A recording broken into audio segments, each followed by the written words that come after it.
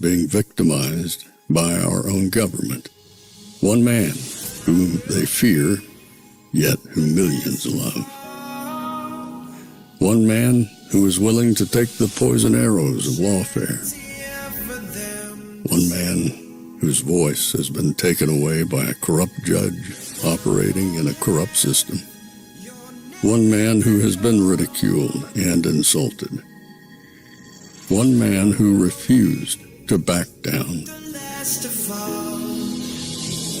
One man who refused to back down.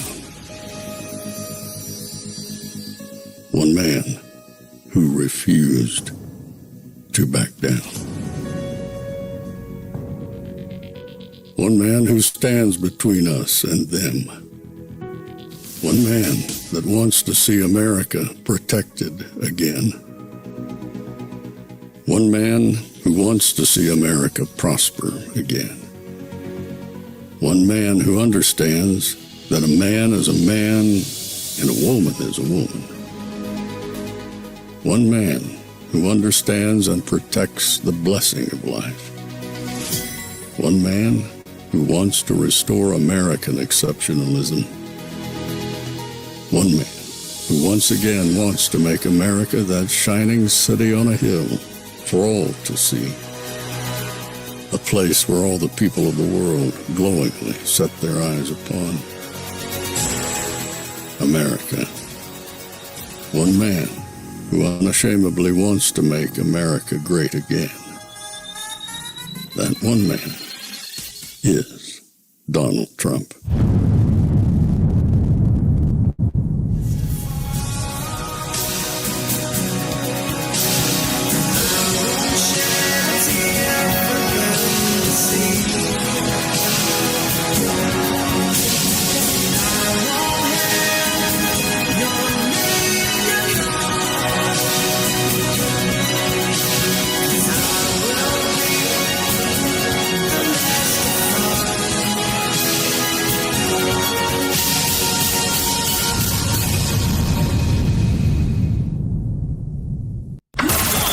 This is Fanfare with Barry Cunningham. In fact, I believe someone is going to be arrested tomorrow. This is someone who actually stole 400,000 Social Security numbers and personal information from the Social Security database, and was selling Social Security numbers and all the identification information in order for people to basically steal money from Social Security. And this is like, by the way, a particular avenue of fraud for like illegal immigrants and for voter fraud, because the main way that identification is established in the United States is via Social Security. So if you compromise the Social Security system, you can basically get people to get de facto registered to vote, even if they're not citizens, and to get a bunch of benefits and to milk the system. It's pretty insane. Like the Democrats basically taken every part of the government that could possibly be bent towards providing financial incentives for illegal immigrants to come to and remain in the United States, whether it's Social Security, disability, Medicare, unemployment, even like IRS refunds without any income. It's wild. They diverted FEMA funds, which is supposed to be for helping Americans in distress from natural disasters, to pay for luxury hotels in New York for illegals to stay there. In fact, they're still there. Those hotels are still active.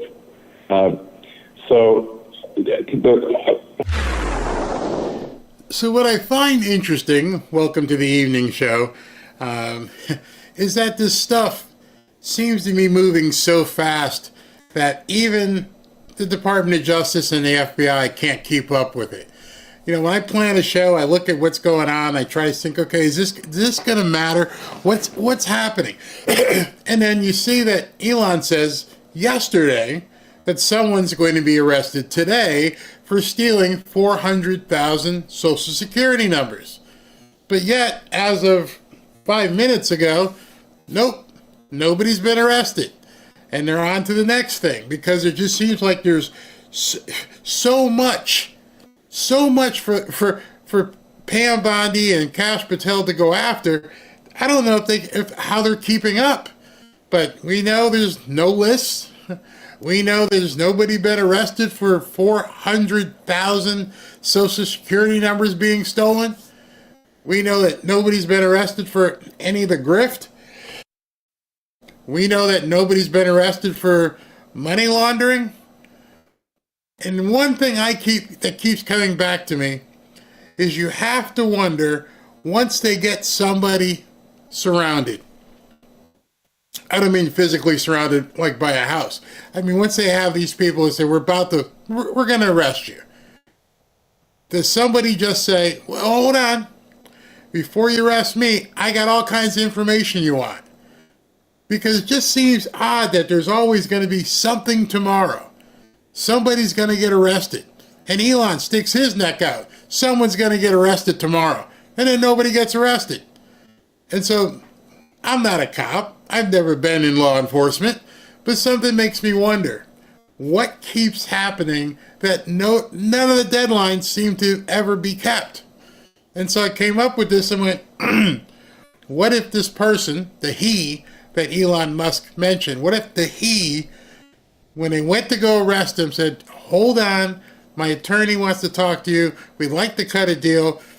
No, we don't do any deals. You're going to want to hear this. Okay, talk. And then they find out stuff and it's like, wow. And then it just keeps happening. They talk to somebody else. They're about to come in and do an arrest and boom. Hey, let me tell you what's really going on. I can actually see that picture happening. Maybe I've watched too many damn movies. That might be it. But something is wrong where none of the deadlines are ever met. I know we're only 2 months in, but can you imagine every time they peel something back, something else pops up? Another head gets put onto the guillotine, and that person is like, no, I can help you. I don't know. But I know Elon Musk was expecting someone to get arrested today for the theft of 400,000 Social Security numbers. So we shall see. So this show tonight, I'm going to try and go pretty fast-paced. I'm trying to make the nighttime shows fast. Get them in, get the story in, and move on. So this Elon Musk tonight at the 5 o'clock hour, he appeared on the 5, and he gave an interview with Judge Janine and Greg Gutfeld and Jesse Waters. So I wanted to cover a little bit of this stuff before I got into something really heavy that you guys are going to have to follow through. So let's check out. Let's talk a little bit about some of the anti-Tesla violence. Your car company was... It's unbelievable. Yeah, I mean, it was a leftist dream come true. It was technologically advanced. It was the word of mouth was better than any car company, arguably, on the market. And now the left is trying to make it a pariah by tying their anti-Elon politics to violence. How do you talk the unhinged off the ledge, and how do you counter that violence that you're seeing at Tesla dealerships? Now, before he answers that intrigued me. And I sat down and I thought to myself, what are we seeing? What are we actually seeing across the country, across the world? This isn't just a United States phenomenon. They're protesting over there too. And you have to imagine, the people in the United States, we're not going to debate right now whether that's AstroTurf or real, may have a reason. They may feel personally impugned. They may feel that, Elon Musk is taking their job. I can somewhat understand their anger. But why are people in England mad? Why are people in Finland? Why are people in Europe? Why are people mad over there? What is Elon Musk doing in America that has the nuts pissed off over there? And then when you start digging into this, you're realizing not only are they pissed off, they're pissed off at the guy who they put all of their credence in for decades. I don't know how long we've been hearing about global warming,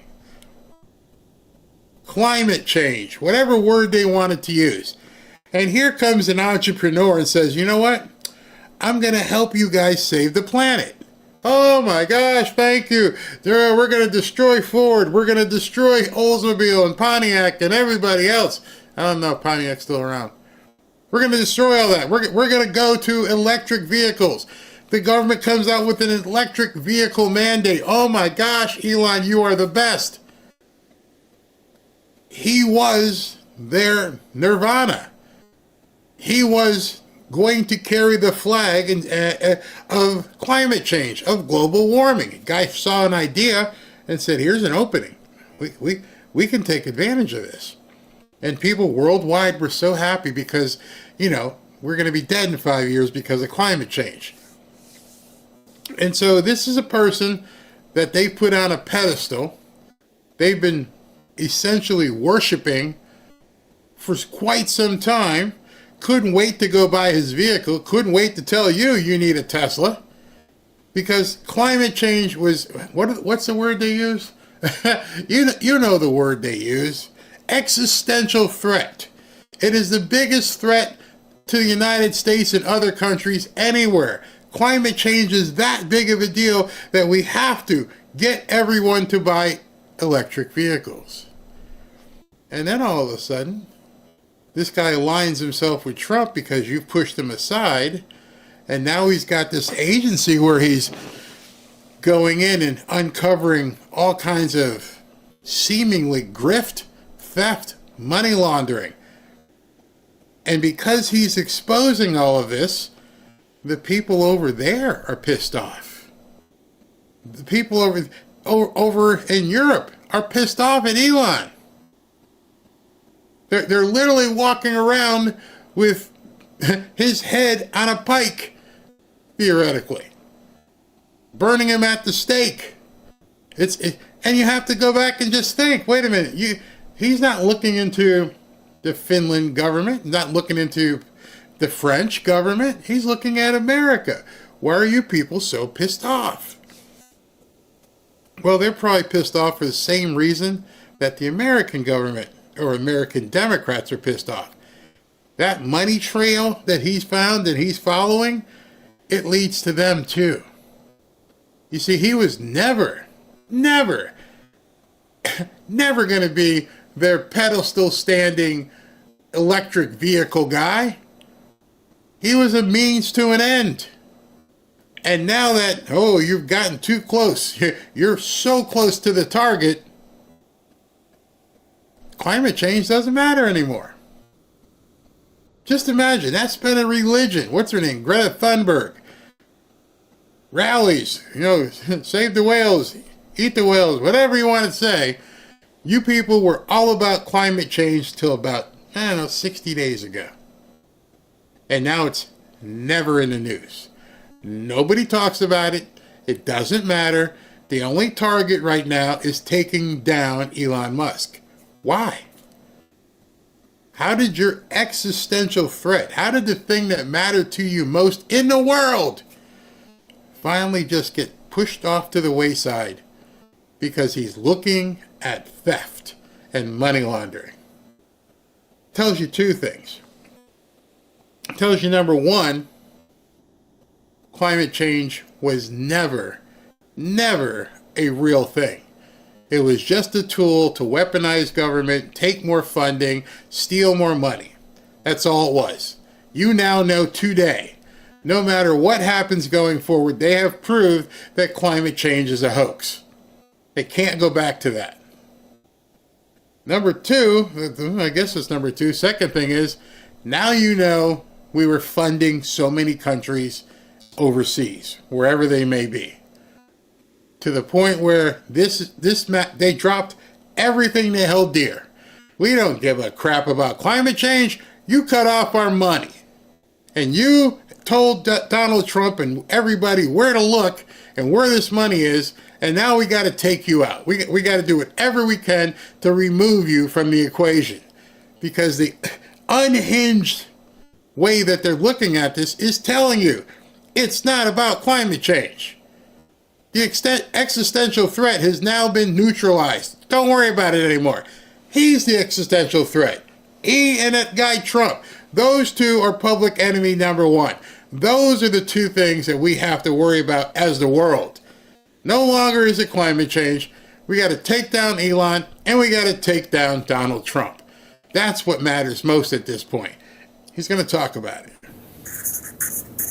Yes, it is remarkable that there is so much violence. People have burnt cars, they've fired bullets into dealerships, they've scratched swastikas into Teslas of the innocent people that they're just going about their lives. They've done nothing wrong. And Tesla's done nothing wrong as a company. And so I find it ironic and incredibly hypocritical that the same Democrat politicians who would want to throw someone in prison for 20 years simply for watching things at January 6th, but not actually doing any violence, you don't hear a single word from them about the actual violence happening against Tesla. What incredible hypocrites they are. It's outrageous. This is fundamentally a case of terrorism. It's wide-scale domestic terrorism with the purpose of intimidation, and it's harming innocent people. It's really terrible. And I think what we actually have to get to are the people who are organizing and paying for these attacks and protests. That's who we really need to go after, because the people who are actually throwing the Molotov cocktails, they're the foot soldiers. Right. But we need to go after the generals, and we're going to do so. The president has made it very clear that we're going to go after those that are paying and organizing these violent attacks. And Attorney General Bondi has said the same thing. I believe that is exactly what will happen. Do you know who they are? We're coming for them. Do you know who those generals are? We know. We do. Yes. So go back to what I said earlier, where something happens and it gets pushed to the side because something bigger happens. So this is the first time we've heard, and it came directly out of Elon's mouth himself, we know who's doing this. We know who's funding it. We know who's conceptualizing all these different protests. They now know. And then here it is, April 1st, and just today, that's the first time I've actually heard confirmation that we know who's doing all of this. So just put yourself, you've seen it on TV. They bring in the guy and they say, hey, we're going to arrest you for doing this or that. And then that guy goes, wait a second, I got to cut a deal. You got a deal for me? Incidentally, a guy got arrested yesterday, a nobody, and Pam Bondi did a video and said, we're going to put you away for 20 years. What do you think his attorney did today? Just saying. All of a sudden, this snowflake that's burning stuff and beating up stuff and keying stuff, hey, I didn't know I was going to go to jail for 20 years for this. Well, now you do. What do you got for me? Who signed you up? What'd they tell you to do? How'd they get you the money? How did you pick it up? And just think, again, not being a cop, not understanding law enforcement, but all the things you can begin to unravel. Okay, you were sent money. Okay, so we're going to trace this. We're going to find out what bank it came from, whose account it came from, what NGO, who's running this NGO, how did this NGO start, how much money did they get from USAID, over and over and over. And that, again, and then that takes a whole bunch of manpower, because everybody's now got to find out, where the hell did this come from? And she's only been in office, a couple of weeks. And hopefully the prosecution will be for RICO and an organized criminal enterprise, which makes the penalties Absolutely. even more serious. And now to Jessica. Yes, absolutely. These are serious crimes where the organizers and pushers of mass violence will go to prison for a very long time. That's right. Okay. And I hope they see this segment. So he's looking in the camera, stirring. They're laughing. He wasn't laughing. I hope you see this segment. We're coming for you. We know who you are. That would terrify me if I was involved in this stuff. Because now you know that the richest man in the world's got your number. And there's nothing you can do to stop the richest man in the world from coming after you. He's got unlimited resources. Whatever the DOJ can't do, he's probably got private detectives digging and digging and digging and digging into whoever's been doing this stuff. And he's like, we're coming for you. Ooh, that would give me chills. You said the other day you uncovered some evidence that there was massive Social Security fraud and that arrests were imminent. Yes. What can you tell us about that? And what can you tell us about what you've seen politicians do to make massive amounts of money off of the federal government, like Nancy Pelosi? Please. Yes. So we've encountered, there's really so much for it. It's deciding what should be prosecuted first, because it's such a long list. You have to actually prioritize the list. We convey the list to the Department of Justice. The DOJ has a process that they go through to review and think about it. The wheels of justice turn slowly. In fact, obviously, I have a maniacal sense of urgency. So to me, when I see that terrible fraud has happened, I'm like, why haven't we arrested someone already? But as the saying goes, the wheels of justice turn slowly but surely. And I think probably the person that stole 400,000 Social Security numbers, at least, maybe more, will be arrested hopefully this week. With respect to the Well, that's a change. This was at the 5 tonight. So that was said at about, 5:15 or so this week. It went from today to being this week. So he just explained to you basically what I said. There's so much stuff. So the lists are so big. They're digging into so many things. They're making sure that every T is crossed, every I is dotted. Give Pam a break here. Give Kash Patel a break. I just want you to really dwell on that every time they open one door, there's 1,000 monsters in there. And then you're like, well, all this? Yeah, that's what you got to deal with. And there's no way they would have known this because nobody was looking before Elon started looking. And so, just imagine, 400,000 Social Security numbers stolen. And having to track that. Where were they used? Were they paid? Where were they paid to? I mean, I can sit here, I could probably go for about 30 to 60 seconds just with the questions I would go just from those 400,000 Social Security numbers. Remember, yesterday when he had Antonio on, they were talking about 2 million were stolen. And so, yeah, he can write an algorithm to check deposits and what do you call it, direct deposits, where did the money go, who got it, how often, how many times. That's a lot of data. This is a complex scheme that was put on the American people, and it didn't start yesterday. It wasn't like 3 guys got in a room and said, you know what? I got an idea how we can rip off the federal government. And the other guy goes, what do you want to do?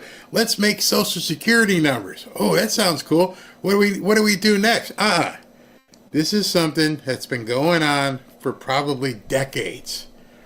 And so as soon as you open that closet door, all those monsters in the back of that closet are sitting there, staring at you. Just think that to yourself next time you see something where somebody says, Bondi's not doing anything. And you're like, man, give her a break. What we are seeing the dismantling of an incredibly massive criminal enterprise that spans the globe. Just let that sink in. This isn't some guy who stuck up a 7-Eleven. Hey, give me the money. Okay, and you check the video and we got him. We're talking about a global criminal enterprise that has been working for probably decades. And here comes Pam Bondi and Kash. Like, what the hell did we get into? Non-governmental organizations, these sort of fake NGOs, I think there needs to be a number of arrests in that regard as well, because these are fake charities where mostly Democrats. I don't want to be clear. There's sometimes a little bit of Republican in there because they sometimes throw the Republicans a bone to say, "Hey, be quiet about this." So So that's where you start getting the uniparty thing going on. But it is overwhelmingly to Democrats, and they give give billions of dollars to NGOs run by Democrats that then go through a whole network of additional NGOs. It's a giant money laundering scheme. Really, at this point, I think the word NGO and money laundering are almost synonymous. Money laundering and NGO are almost synonymous. So now I want to take you again to look at the largesse of this. There was one estimate we saw that said there were something like 50,000 NGOs. There was another one that showed that there may be as many as 1 million NGOs.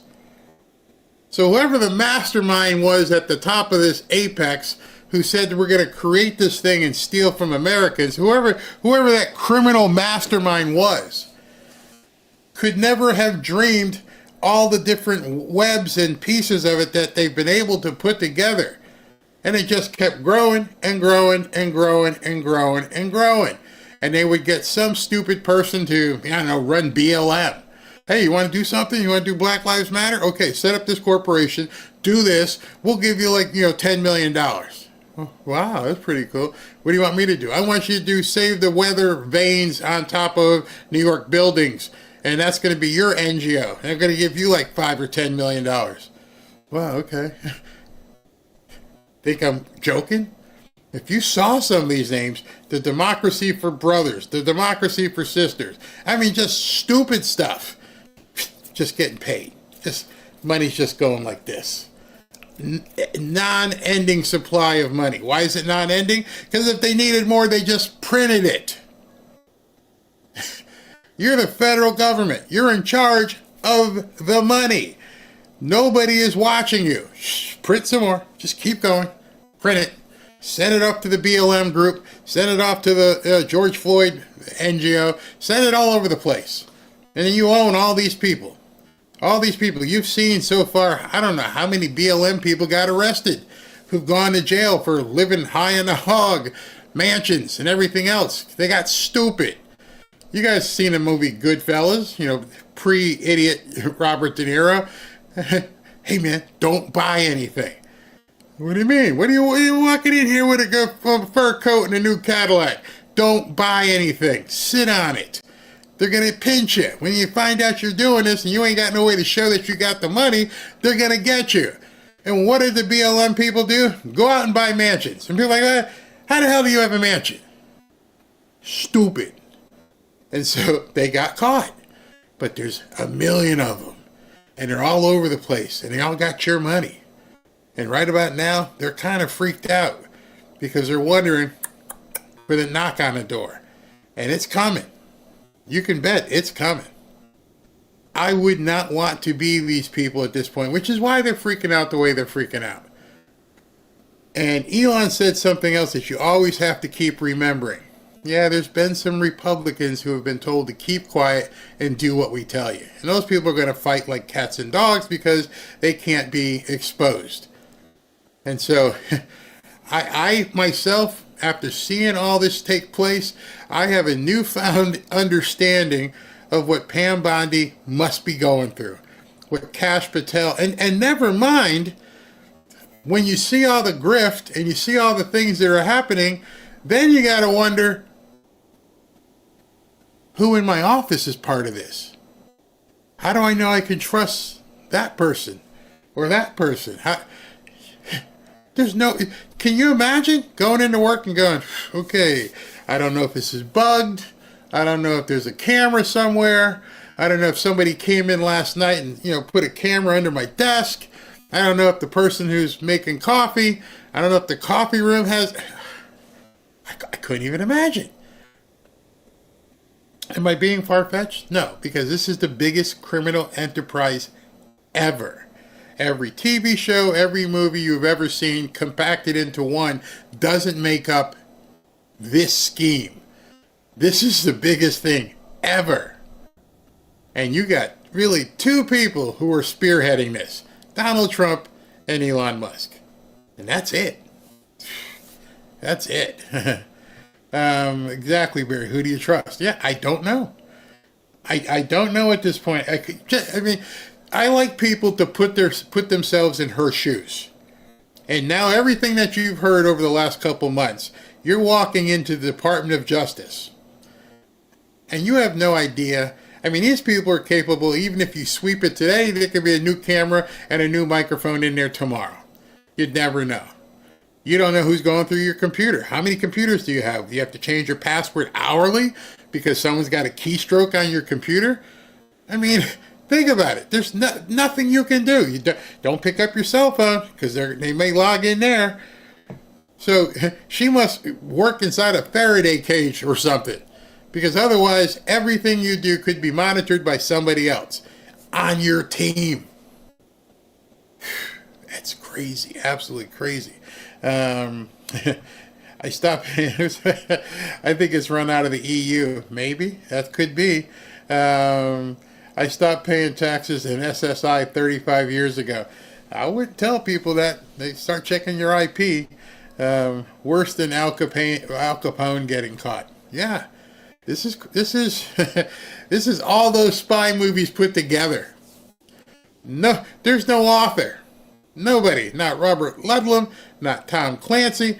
None of these people could have come up with this, because it would be unbelievable. Hey, here's what we're going to do. We're going to steal money from the United States government, and we're going to have 1 million NGOs, and we're going to whack people we don't want to know, and we're going to move billions all over the place, and then we're going to tell Wally the Nigerian, just pay everything. Can you imagine that job? Has anybody checked on Wally? Because Wally might be in trouble at this point, but then again, he never looked at any of the invoices, so he's probably good. And he's like, nah, I don't know who was getting paid. They just told me just keep hitting the button. I just kept hitting the button, and that was it. Yeah, at that meeting in Wisconsin, he said to tell Soros hello. He did. All right, so some of you guys know who this next guy. He's an author. He's been on all over the place. And I want you to hear what he has to say, because Scott Adams is somebody who I used to watch a lot. Then I drew away from him because he kind of got on the fringe. And now I like watching people when they go, I was wrong. And they start talking about things. Check this out. This was into the poll on Musk, and say that now 50% of the people they polled now view Musk unfavorably, including 41% with a very unfavorable opinion. That's basically the 41%. That's basically just Democrats.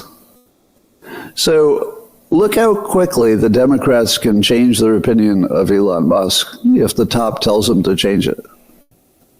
They're pure NPCs. They were just told to change their mind, and they did.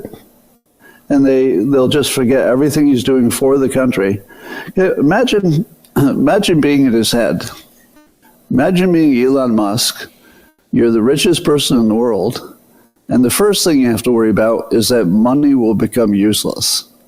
Because if the U.S. debt crushes the country, his billions of dollars aren't going to be worth much. That's one thing I have said many, many times.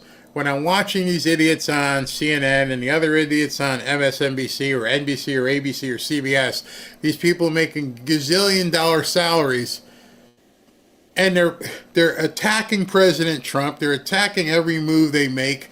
They're attacking America. You can tell they don't like the American people. And I say to myself often, how do you think you're going to be safe if America goes down? If America goes down, the $20 million that Fox News paid you, or the $10 million that MSNBC paid you, or $20 million to like Rachel Maddow, what do you think that's going to be worth? If there is no solvent America, you're just like everybody else. You're going to find out very, very quickly how people can turn into, things can turn into anarchy almost overnight. When people can't eat, when they're thirsty, and they've got nothing, you think they're coming for you. And so it may seem nice right now. I've got a doorman downstairs. I'm fine. I'm sitting up here in my penthouse looking over Fifth Avenue. Everything's fine. I'm not like these other people. until you're like these other people. Until all of a sudden you go in and you log on your account in the morning and there's nothing there. Because if they get their way and they go to CBDC, central bank digital currency, they're not going to go just for, certain people. You've seen they need to fund this machine. You're not going to have a network. You're not going to have a limo. You're not going to have private security. Definitely not armed private security. It all goes away. It's almost as though Elon is the only one, well, not the only one, but one of the few billionaires who's like, wait a minute, I see what's going to happen here. I won't be able to sell any Teslas. I won't be able to do anything. If America goes down, we might as well start, hunting. I've never understood how these people don't see that they're being useful idiots. You're not going to enjoy that life you think you enjoy. It's not going to be there. You're not going to be able to go to Elaine's or Tiffany's. There's nothing there. And I'm thinking to myself, don't these people realize how close to a thread they were to losing their livelihoods if Kamala Harris had won? I'm just wondering sometimes what people think. They're not going to, carve something out and you're going to be okay. And then if they did, what do you think about all of us? You don't think we'll be scaling buildings and kicking in doors to eat? I can tell you how I get if I don't have lunch. I can't imagine if I ain't had lunch for a couple of days and no dinner. And then worse, if you're a man and then your wife, or if you have children at home, you're looking at them and they haven't eaten for 2 or 3 days. You know what happens next. We are this close. We are this close from full-on anarchy. And that's what they've been importing. They've been importing people who've lived that way for years. Hey man, this is pretty good.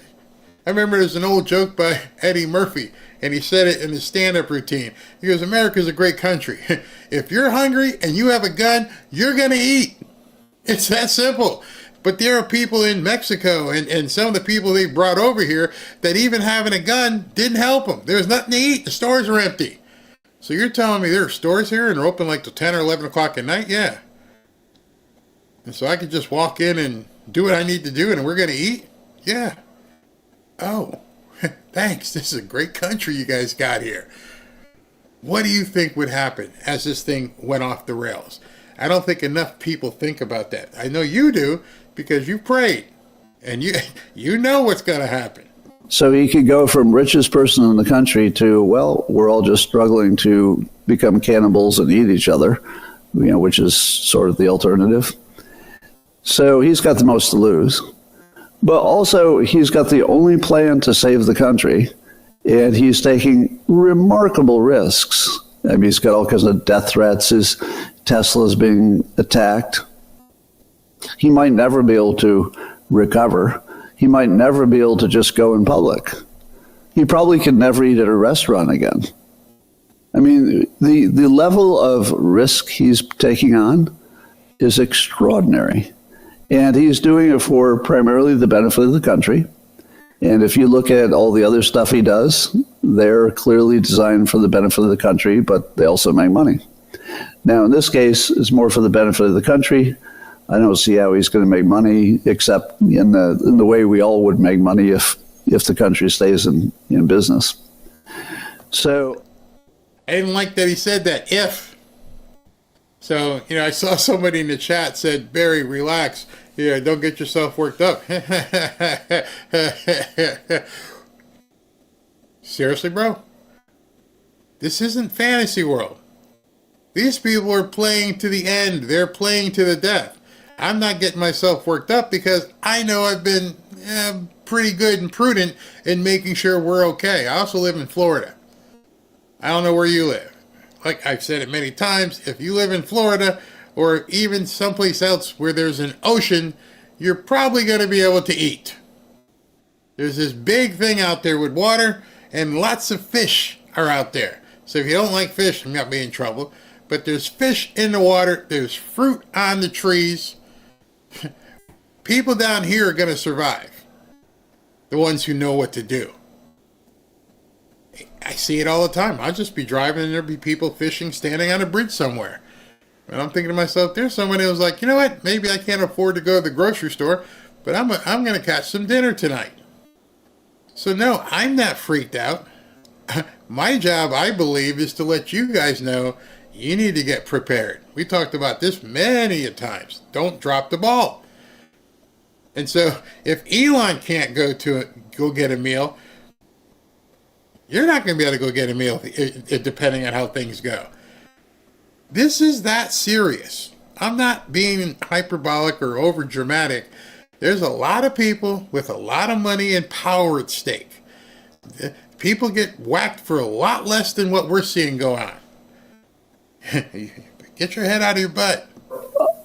I think that doing what he's doing to save the country, in the context of the Democrats fantasizing that he's doing the opposite, is one of the bravest, most highest character thing I'll ever see in my life. Because generally, at least the people you're trying to save like you.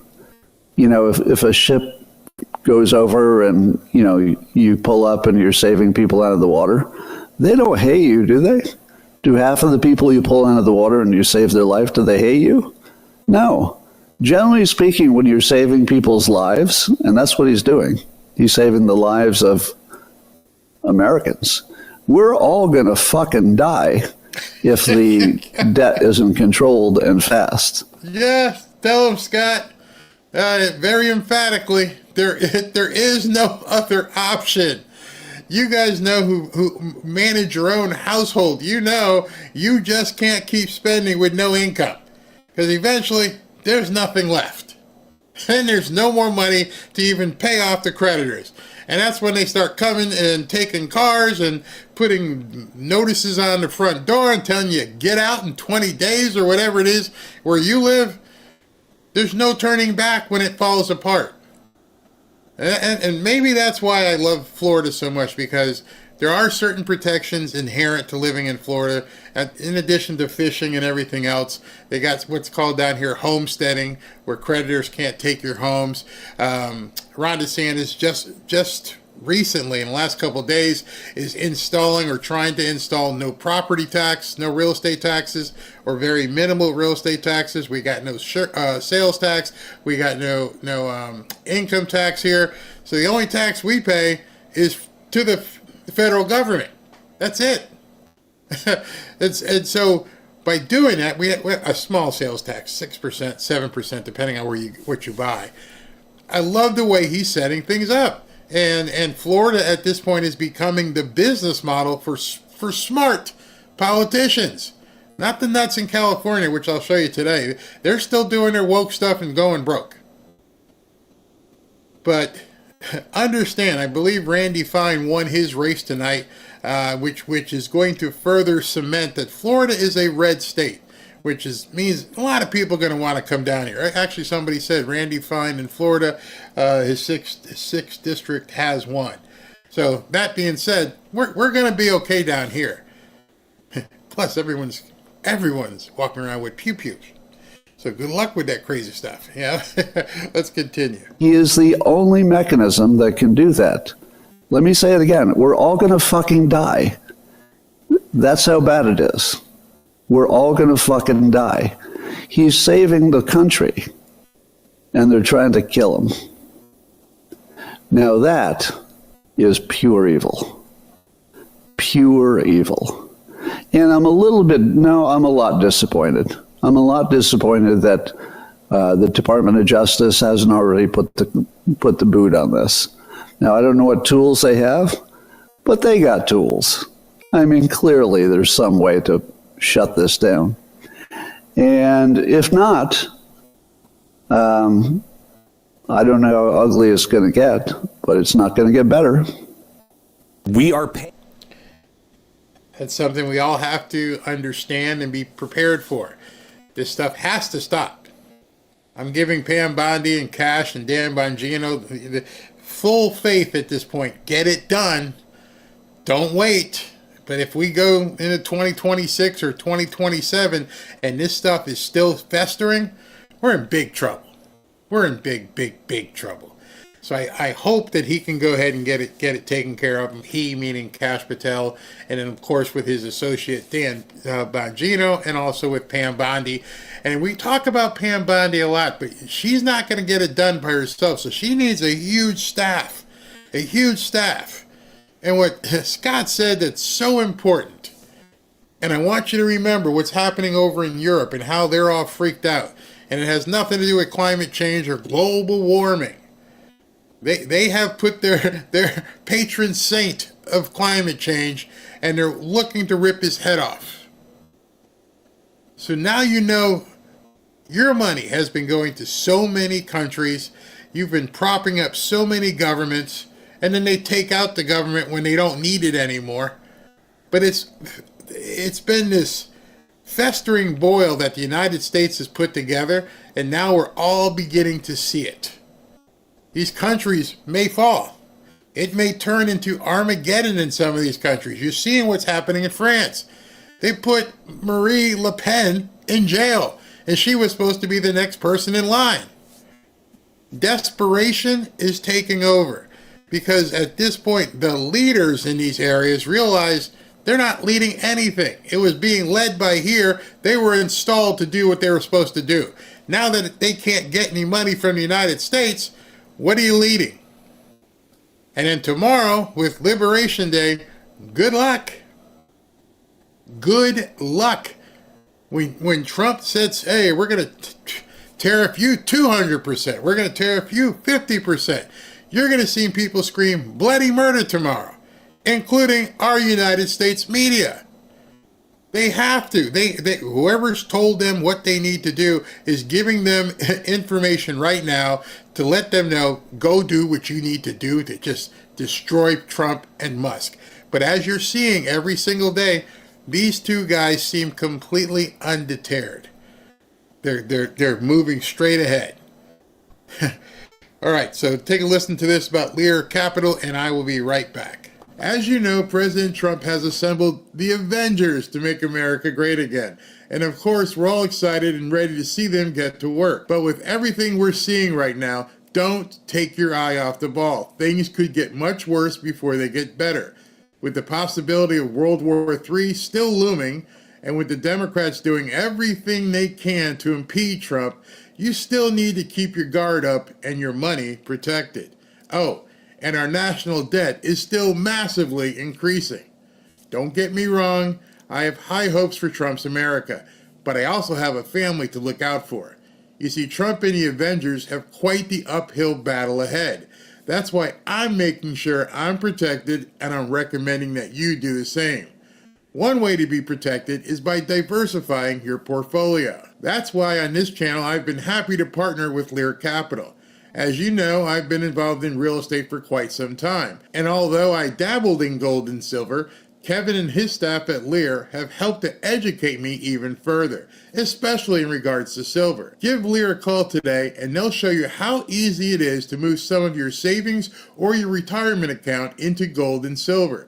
Gold and silver have been proven to hold value and protect wealth for the long term. Call Lear today at 800-601-5430 or go to learberry.com to get your free gold and silver wealth protection guides. There's no obligation, just free information. Many of you have seen my interviews with Lear founder Kevin Demerit, and I can tell you this company is solid and likes to educate their customers. Just so you know, Lear has over 27 years of experience, thousands of 5-star reviews, and over $3 billion in trusted transactions, and is the only company with a 24-hour risk-free purchase. You don't pay unless you're 100% satisfied. So call 800-601-5430 or go to learberry.com.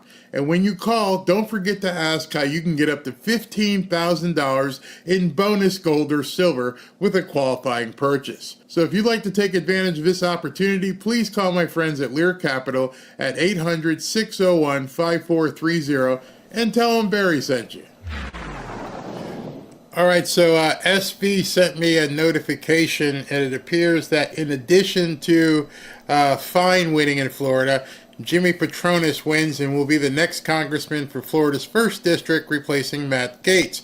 Yet another massive victory for President Trump tonight. That's now 2 more votes in the House for Trump's agenda. So, with that being said, with Fine winning and with Patronis winning, that's two seats, 2 more votes. Well, actually, they already had 2 votes, but that was Matt Gaetz' seat. Maybe it'll offset if something doesn't go right in Wisconsin, which we shall hear later on. I want to show you something that Elon Musk posted. And he didn't even post any words. And maybe by not posting any words, a clear message is being sent. So let's take a look at what he posted here. That's Elon Musk with John Ratcliffe. No words. That's all he posted. In the center, right at the CIA. I like messages. I think a lot of people give out coded messages. I'm pretty sure that's a message.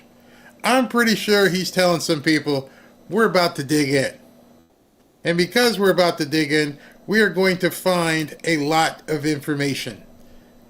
This is where the deep state really freaks out. And by the way, Randy Fine, you know how they were saying it was supposed to be close? Oh, it wasn't close at all. I mean, man, this is pretty interesting. Randy Fine won 53 to 45, 53.7. So he won by over 8 points. It was supposed to be a close race, and we're worried. And as Benny put here, the Democrats put $10 million against his opponent, and he got blown out. I mean, it's not even close.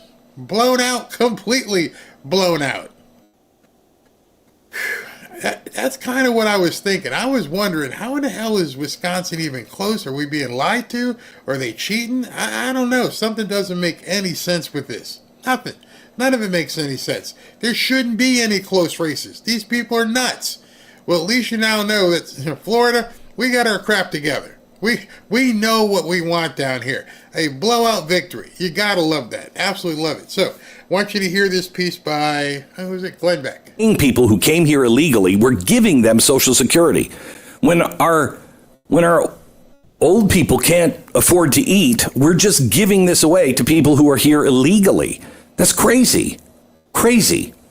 So, we don't survive as a nation without some accountability and without some common ground. And I don't know, again, when did it become okay to cheer or jeer for somebody who's stopping corruption in our government?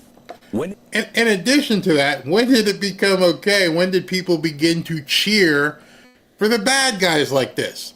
When you know they're stealing your money, when you see it every single day, and you got Democrats protesting the person who's fighting the theft. There were 200 protests around the country about Elon, and they're pissed off because they called him a fascist, a Nazi, and all kinds of things. And I'm thinking to myself, do you understand what a fascist is? Those of you here probably do. You know what a Nazi is. The Nazis and the fascists were people who took their ideology and said there was to be no dissent. There is to be no voice. He's giving people voices with Twitter, X. He bought it, put out $44 billion of his own money just so we could talk freely. That's one really, really bad fascist. It would be just the opposite. Hey, I'm going to spend $44 billion and I'm going to turn it off. I don't want people talking. That's what a fascist would do. A fascist wouldn't be trying to help the space program and send rockets up like an Uber and pick up people who are in trouble. A fascist wouldn't be doing all this. Definitely not a Nazi. He's not looking to harm anybody. But there's people in the street calling him a fascist. It's like they never took history. They don't understand it's become a word that they just want to use. And so the people who were saying in the comments, Barry, don't get yourself worked up. I'm not worked up. I'm just telling you. I'm trying to show you information. And obviously, I'm not the only one seeing this. Many people are now looking at this with a side eye and going, something ain't right here. You're calling the person who's trying to give you freedom. You're calling the person who's trying to unshackle your debt. You're calling the person who's trying to allow you to have more opportunity. Man, that's one really bad fascist. You see, he wouldn't be doing that if he was a fascist. And there are certain people, many people, full disclosure, I am one, who get checks from this fascist. I don't mean like sponsorship, something like that, but you guys know that X has a monetization program, just like YouTube has a monetization program. And he didn't say, you're black, you can't have any. Nope, didn't get that message. What a horrible, racist, Nazi fascist. There are many people in the media who are Jewish. And these people have big platforms. Millions of followers, probably making 6 figures a month on X. And this guy is allowing some of these Jewish media people to make that kind of money? Man, he's got to be the worst Nazi and fascist you've ever met. It just seems completely implausible. Don't you get it, people? You have been bamboozled. You're being run by fascists, and you think the other guy who's trying to get you out of your Stockholm syndrome, you're calling him a fascist. It'd be okay. I mean, how did we get here? How did we get to the point to where people actually cheer the idea of our government secretly and denying it if you ask them, giving taxpayer-funded benefits like Social Security to millions of people who are here illegally? And most people don't even blink now. How did we forget politics, forget red team, blue team. Just let me say this. Just ask yourself this question. If the people you trusted the least were doing this, would you be okay with it? That's to my side. Would you be okay with it? I would be fine if you had an Elon Musk in there doing this. Be totally fine. And exposing all of this? Yep. It's not a gotcha. It's a principle. It's critical thinking. Would you be okay? Critical thinking really needs to make a comeback. Because when we stop thinking critically, we start defending nonsense because our side is doing it. And we lose some. You see that happening? When you stop critically thinking. I watched a video today by someone who works for the ACLU who is absolutely livid because somebody said that men can't get pregnant. Was livid. And I'm thinking, just like Glenn said, anybody out here doing any critical thinking? Are you wondering what you're watching? What part of what I just said isn't true? And then he said, these aren't people, actually said it, these people aren't playing as the other sex. They are the other sex. You are cosplaying. I have a mind. I have a critical mind. I can think. And I don't have to have someone wave the little thing in front of me and try to trick me. Nope. Twig and berries? No twig and berries. It is that simple. And even if you lop off your twig or your berries, it's still something that was supposed to be there. So it's on you if you snip. But it doesn't make you that. You know why? I know that because I can think critically. And I know all the facts, and I'm like, well, no, you can't bamboozle me. You can't. You're not going to trick me into thinking this is this. It's not going to happen. That's why they're having so many problems. They're like, you don't understand. No, I don't. I don't understand why you'd be trying to motivate me or incentivize me or trick me into thinking this is this, when I can look and go, that's that. Don't let them do that to you, and you have to critically think. Absolutely. Thing bigger than an argument. We lose trust, we lose connection, we lose the ability to have any kind of honest conversations with the people that we love. So how do you talk to your friends and your family who just don't seem to see what we see? Well, it doesn't start with confrontation. It starts with curiosity, which brings us to questions you can ask. You ask them, can we just look at this as if we didn't know who was in office? Yeah. So he's going to break down a few questions, just like I've been telling you. It's very simple. Don't get angry. Just hey, can I ask you a couple questions? Yeah. Okay. Let's talk. We're here. You want a beer? Let's get a beer. We'll sit down and we'll talk about this. I understand you feel differently. Can I ask you a couple questions? And I've given you questions before. Here's a couple questions Glenn tells you. Because then we can find our principles. Would you still feel like this was okay? What's the limiting principle here? If this is allowed for the government to deny that they're doing this, but give all of this money, all of these benefits to people who are here illegally while denying they're doing it, and it's not within the bounds of the law, if we can just do this now, is there any limiting principle? What can't we do? What happens to a country when the law no longer means what it says? Don't accuse. We just need to start inviting people to answer these questions. Yes. That's what I keep saying. When people say, why do you have this guest on? Or why are you talking? Because you have to. They're never going to make it back. They're done. You're going to have walking zombies or across the town unless somehow we can reach out to these people and go, you understand, this is this. That is that. Those two things are mutually exclusive. You understand it, don't you?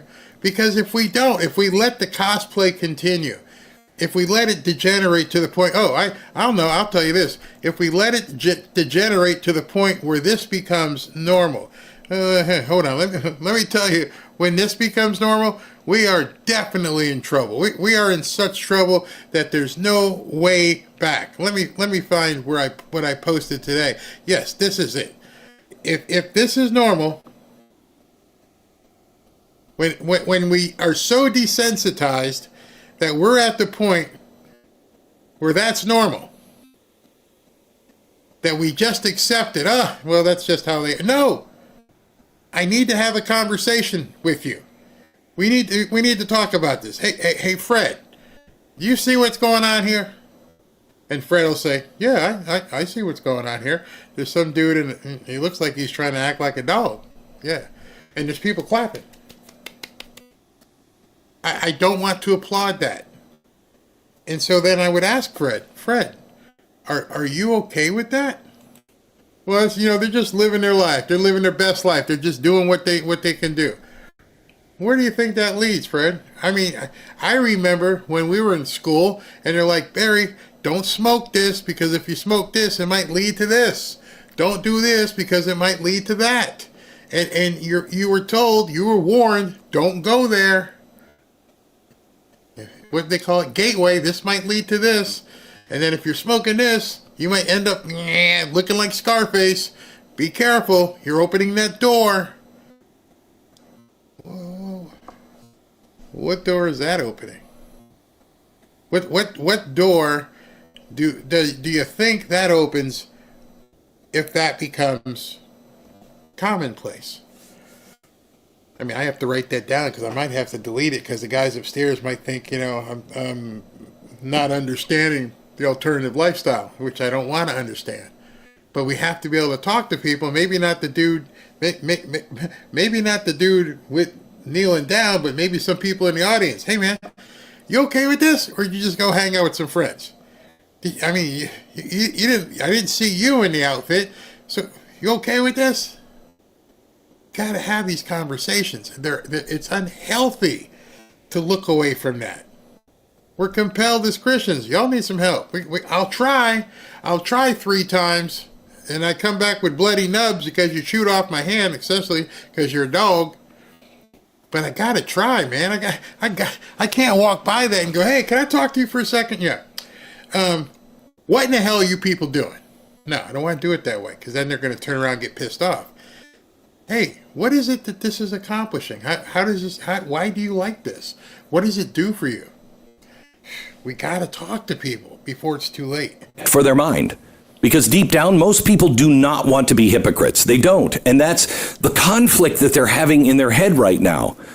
Okay? They want to be consistent. They want to be fair. But sometimes they just need a little help connecting the dots. So what they'll say is, well, Trump did. You just stop them right there. It's not about Trump. It's about policy and principles right now. Can we judge this on its own merit? The dishonest ones will end the conversation there.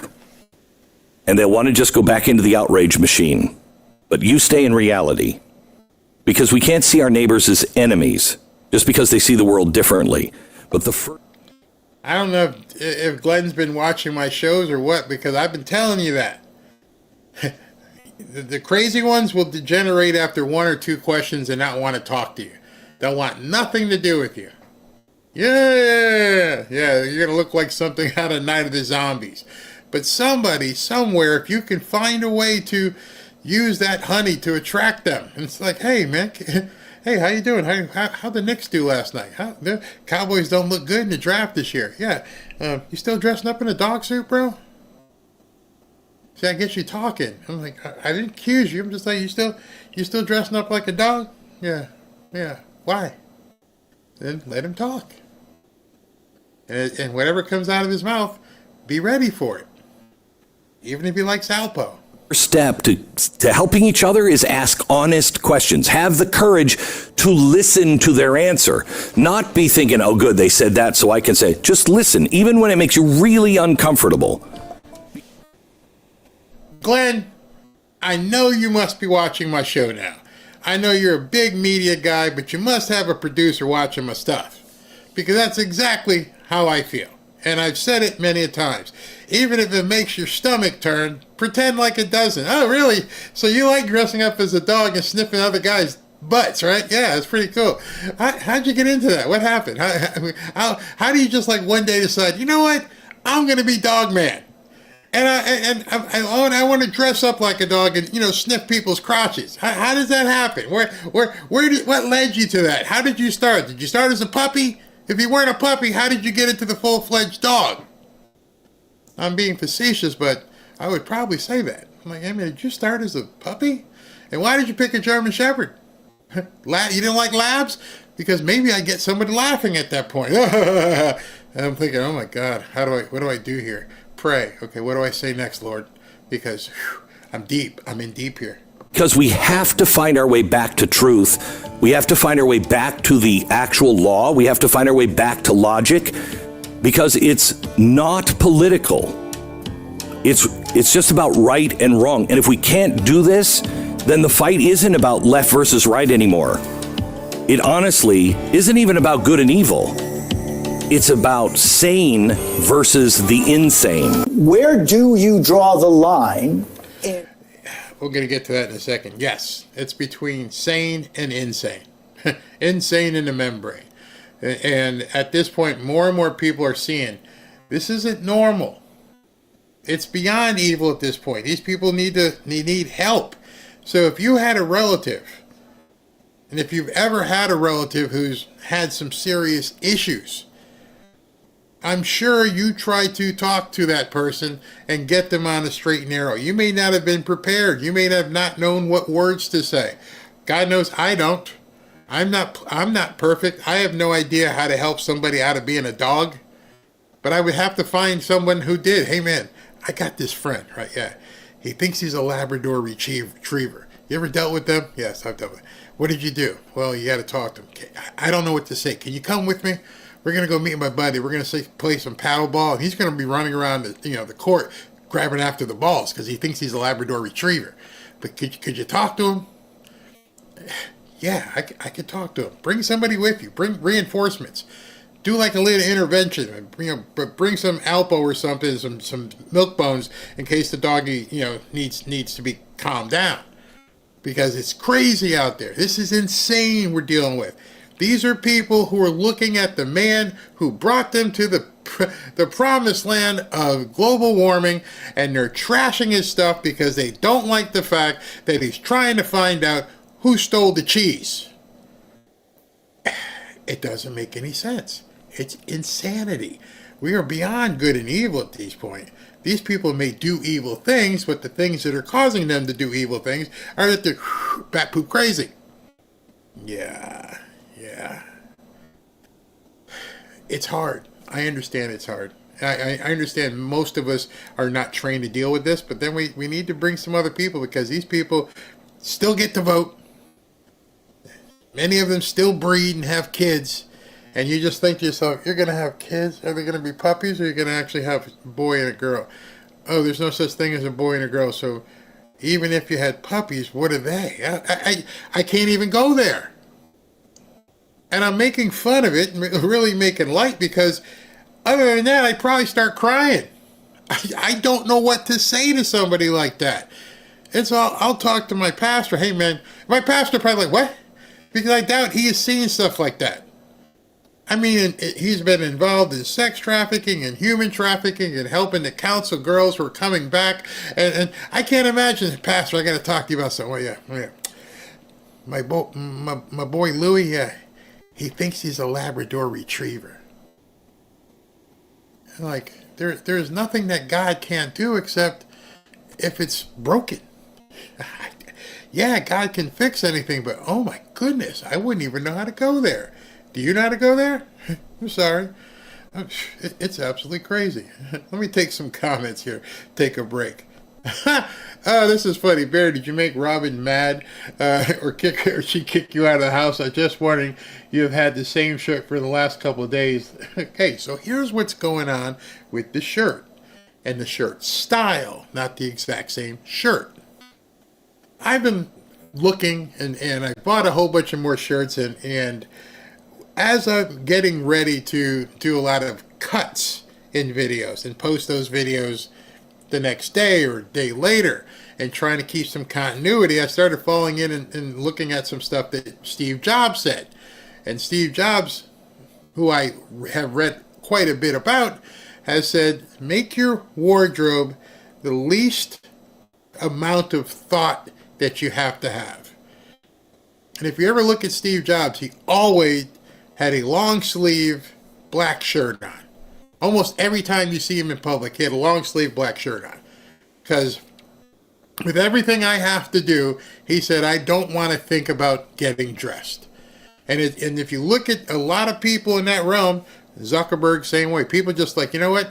I want to open a closet and I want to have 8 of these shirts and that's what I'm wearing. I don't ever have to think about it. And so that's what Barry's doing. Barry's getting to the point where all the shirts are going to look exactly like this or very similar to this because I don't have time to think about what am I going to wear today? Does this one catch my... No. We're going to be uniform. I've got another one back there. And Robin said, is this what you want to do? And I'm like, yeah, what do you think? She's like, it makes sense. I can rotate them out at the dry cleaners. We can be ready, but you always look the same so that you can just talk. I don't have to worry about it anymore.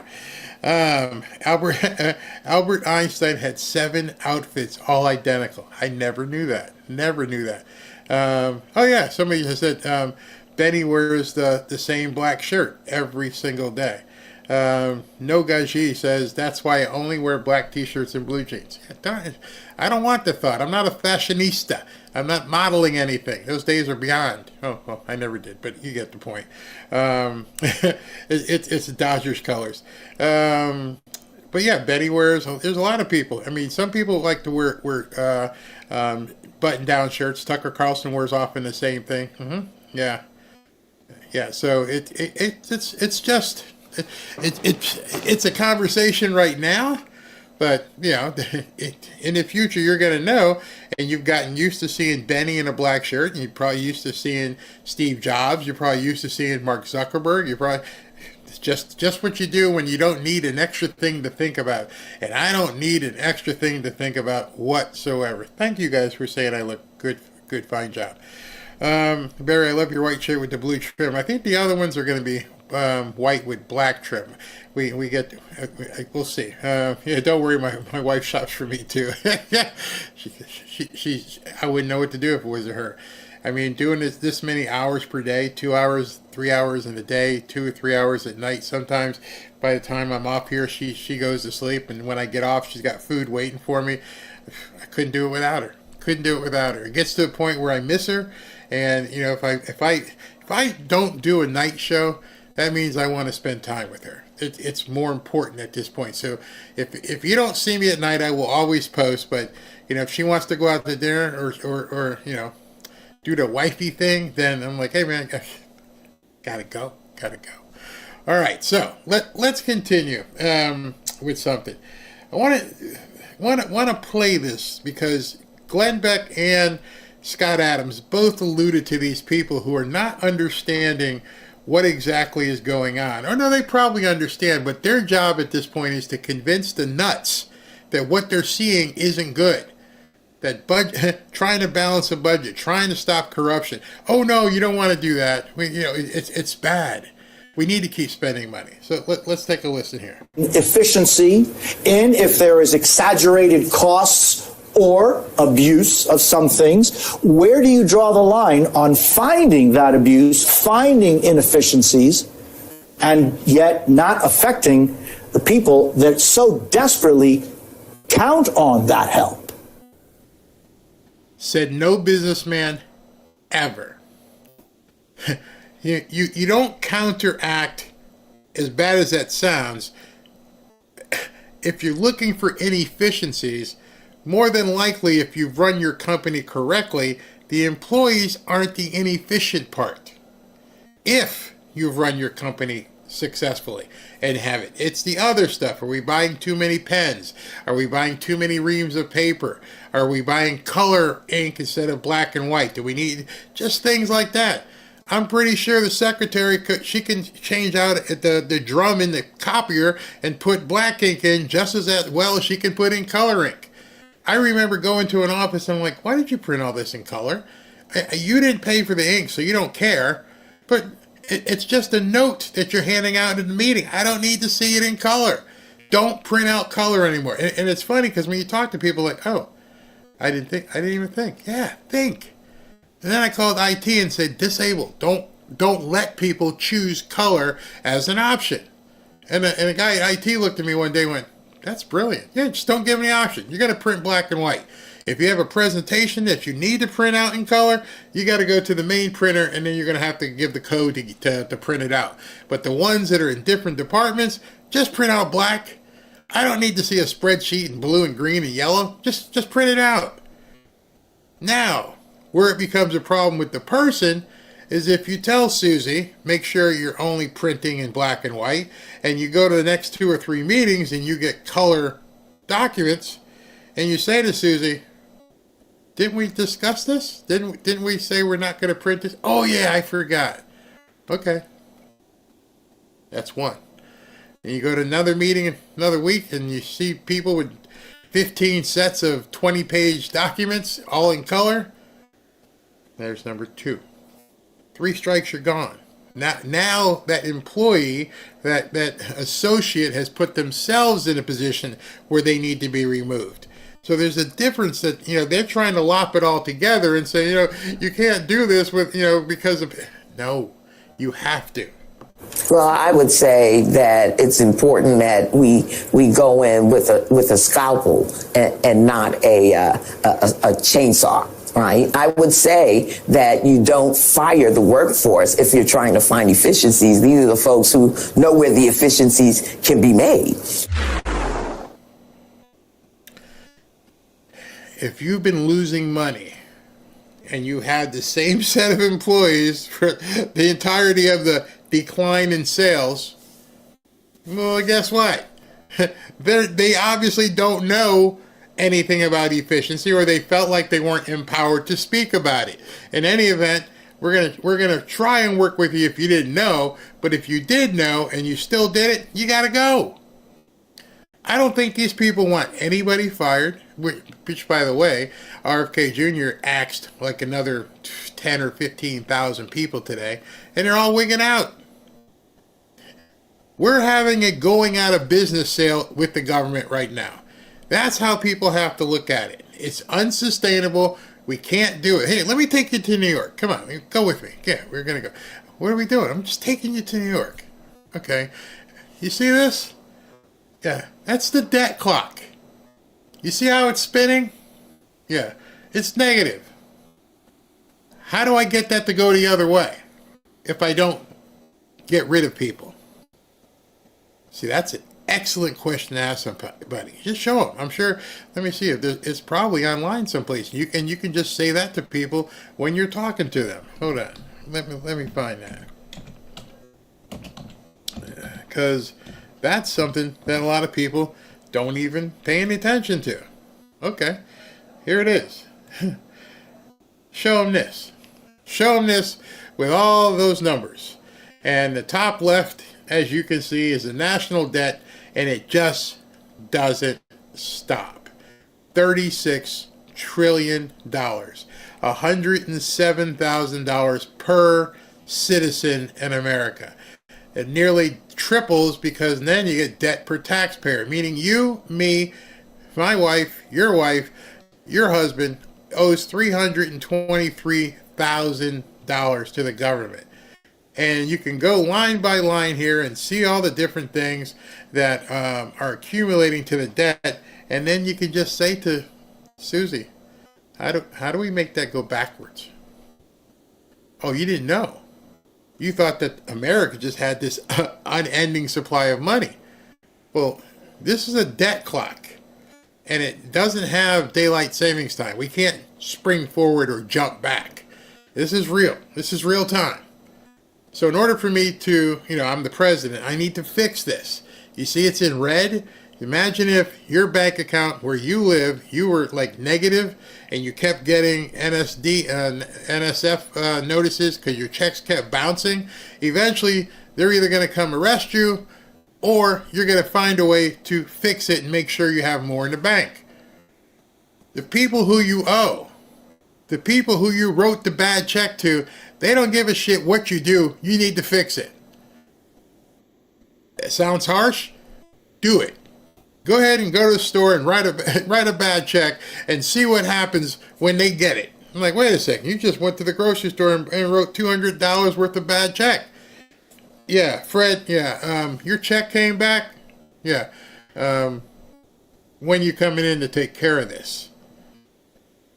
And if you don't come, then they're going to call the state's attorney, and the state's attorney is going to send somebody out to pick you up. Because it just can't keep going. It can't keep doing that. So, in essence, that's what's happening right now. It's at the state's attorney's office. We need to collect and do something different because that is unsustainable. Do you understand that, Fred, Susie? You understand there's nothing we can do as a country if that doesn't start going the other way. I would explain that to people that way. What would you do? You're $36 trillion in debt. What would you do to fix it? Never see a Democrat talk about, hey, how are we going to fix that? Well, we need to spend. You're spending. Notice this thing is in real time. If you look at the top left, you're spending right now. Even if everyone in Congress is home sleeping, that number is still going up and up and up. So it's still spending. That beast needs to be fed, and it's eating, and it's consuming, and you think there's nothing to fix. And then it's going to stop. And then that's when the lights go off. And that's when the stores get closed. And that's when there's no gas. It's inevitable. And that the Democrats pretend like it's never going to change. How can you be a critically thinking adult and see this and think everything is going to be okay? What kind of Alice in Wonderland drug are you taking to look at these numbers as an adult and think everything is okay? You see, the reason being is they don't talk about it. You don't know. You know. But they don't know. They don't look at it and go, oh, can that keep just going negative forever? Well, what happens when it goes to a point where it just stops? We're done. And Democrats won't tell you that. What do you mean? Eventually it's done. We got no money. There's nothing left. Everything goes off. You're eating mud pies like the kids in Haiti. You're going to see people fighting in the street. Oh, Barry, you're being hyperbolic. You need to calm down. I was calmed down. You can always be calmed down. And then you look at reality. And reality smacks you upside the head because reality doesn't care. Reality looks at you and says, yeah, it's fine. You're going out there watching a basketball game tonight. Oh, the Final Four is next Thursday. We're going to see, how that turns out, who's going to win the national championship. Oh, baseball season just started. Oh, the NBA's moving towards the playoffs. You're looking at everything except look over here. You really need to look over here. Because if you don't look over here, you're not going to know what to do when the ride comes to an abrupt halt. You're like, what just happened? How did we slam into the wall? Oh, they stole all the money. People aren't thinking. Aren't thinking at all. That was the plan all along. Drive us right into the wall. Democrats spent $10 million in Florida and lost by 11 points. Southern Fried says, it's hard to be calm when they have done all this to everyone. Yeah, absolutely. They will blame Trump. Kind of hard. $36 trillion. He didn't run it up.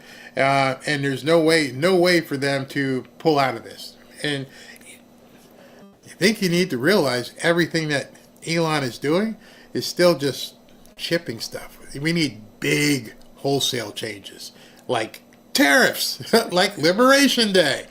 That's what we need. Why you need to ask yourself, why are the Democrats so against this?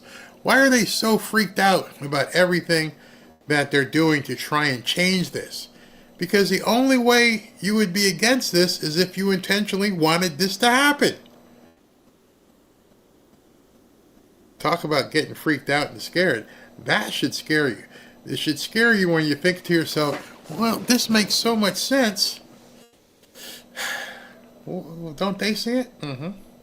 So they're driving 100 miles an hour into a wall? Mm-hmm. And they're okay with it? Mm-hmm. They're doing nothing to change it. Why? Good question. All right, so the polls in Wisconsin close very soon. Let me go into, winning Wisconsin would be here. When people lose everything, people will lose it. Yeah, that's true. That's true. You're so right, Barry. Yeah, I hate being right because I'm just trying to tell people, have you ever looked at that? How many of you have never seen that website? You can just type in Google debt clock and it'll show you all that information.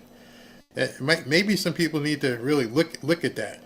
Damn, Barry, was that a man or woman? I guess you're talking about dog. I thought it was a man. I guess it could have been a woman. I guess it doesn't matter for them. It's all the same. Dog, man, woman, man, dog. Lord help us. Lord help us. Pray for us, Lord. Oh, God, it's so crazy.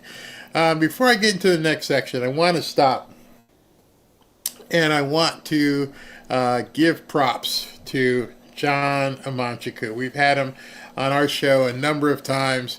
Brother is a pastor and preacher, and he just got the call from President Trump. As official, I received the call from President Trump, and he wants me to become the book czar. I will be responsible for removing all books that aren't age appropriate in the United States. No more porn in schools. He even offered me a couple offices at the White House, private security, and a personal vehicle. And that's Big John right there. And I couldn't be happier for him. It's so, I was talking to Ashley, and I'm like, you realize how many people that we talk to just with our new channel who are making inroads in the White House and what they're doing? And I just love it. Absolutely love it. You know, John now has a White House position. Amazing. Monica Page, she looks like she's going to be moving on up, and she's on Fox once a week. Love it. Absolutely love it. You know, and so we can always say, we knew them when. We knew them when they were, you know, just love it. Absolutely love it. So let me continue on with something here as I rub my eyes. I want to show you something. And we're probably going to get a little deep here. So pick up your feet, understand where we're going here, because this is some really deep stuff. And let me go here and put this together so I can make sure I have this information to show you as well, because hold on. Okay. All right, so I want to show you some stuff, because this again is nothing that the mainstream media is showing you, yet it's stuff that you should probably know and be able to, talk to other people about. This is really important. So you're hearing all these judges, and you're hearing all these lawsuits, and the judges are doing this, and they're just slapping Trump down. Is Trump really ignoring these judges? You have to think to yourself, is President Trump ignoring the injunctions that these judges put out? Or are every single injunction that's happened thus far been illegal? See, after about the next 15, 20 minutes, you're probably going to go, whoa, this stuff is all illegal? Yeah, and it's fact. It's not fiction. All right, so I want to show you this, and this is from a writer named Dan Huff. And he wrote an article today in the Wall Street Journal. So I want you to follow along with this. He goes, I wrote this for the Wall Street Journal. Judge Bo Asperger's order is legally invalid. He failed to impose the required bond. Over 30 other injunctions share this flaw. So you read that one sentence and you're probably thinking to yourself, what? What do you mean he failed to put a bond in place? Well, let me show you something about bonds. Where am I here? I want to share this with you. Wait a minute. That's this one. Where's my page? In order for something to go forward, a temporary restraining order and a injunction require by statute that a bond is posted by the person seeking the injunction. And the bond has to cover if you lose the lawsuit. It's designed to stop frivolous lawsuits. You just can't say, hey, stop with everything they're doing because, I don't like it, which is what they're doing right now. And the judges in all of these cases have not required the other side to post the bond by statute. And you may be thinking, well, how much and how big can that bond be? What are they charging people to do this? So I'm gonna show you something here. Let me go ahead and bring this over so you can see this, because it's stunning. I mean, absolutely stunning. When you read this, you're gonna go, no freaking way. Oh yeah, way. Okay. All right. So let me get down here and show you some of these things. All right. Let's go here. I got it. All right. I got it. Okay. Here's how it works, how it's supposed to work. In federal courts, under Rule 65C, this is from Grok, of the Federal Rules of Civil Procedure, a plaintiff seeking a preliminary injunction or TRO must post a security bond this is where it gets really important. Okay, I'm going to try to explain this to you like you're 5. They must post a security bond in an amount that the court considers proper to pay the cost and damages sustained by any party. This is where it gets important. Any party found to have been wrongfully enjoined or restrained. Any party. So let me just tell you, if you give somebody a national injunction and tell them we're going to stop anybody in the country from doing this, you have to make sure that none of these people in the entire country are wrongfully damaged. Let that sink in. 80, 90 million people. Let that sink in. All right, so let's continue with this. The judge has discretion to determine this amount, often after hearing arguments from both sides. So see, Barry, that's the answer right there. The judge has discretion. Hold on, Grasshopper. The bond's purpose is to protect the defendant, in this instance, the government, from financial harm if the injunction shouldn't have been granted. The potential damages influence it, and I want you to read this paragraph right here. A narrow injunction stopping one specific action. I don't want you going by Sally's house. Don't get within 1,000 feet because she thinks you might hurt her. Okay. Say 10,000 to 100,000. While a broad one, i.e. a nationwide injunction affecting a corporation or a government, could run into millions or even billions. You follow that? So all these people running around getting these TROs, all these little organizations and everything who are getting these injunctions should be posting bonds in the tens, hundreds of millions of dollars, possibly billions, because you have to cover everybody who could possibly be negatively affected. You following me? So the guy who was in front of Bo Asperger should have been posting 10, 20, $50 million bonds.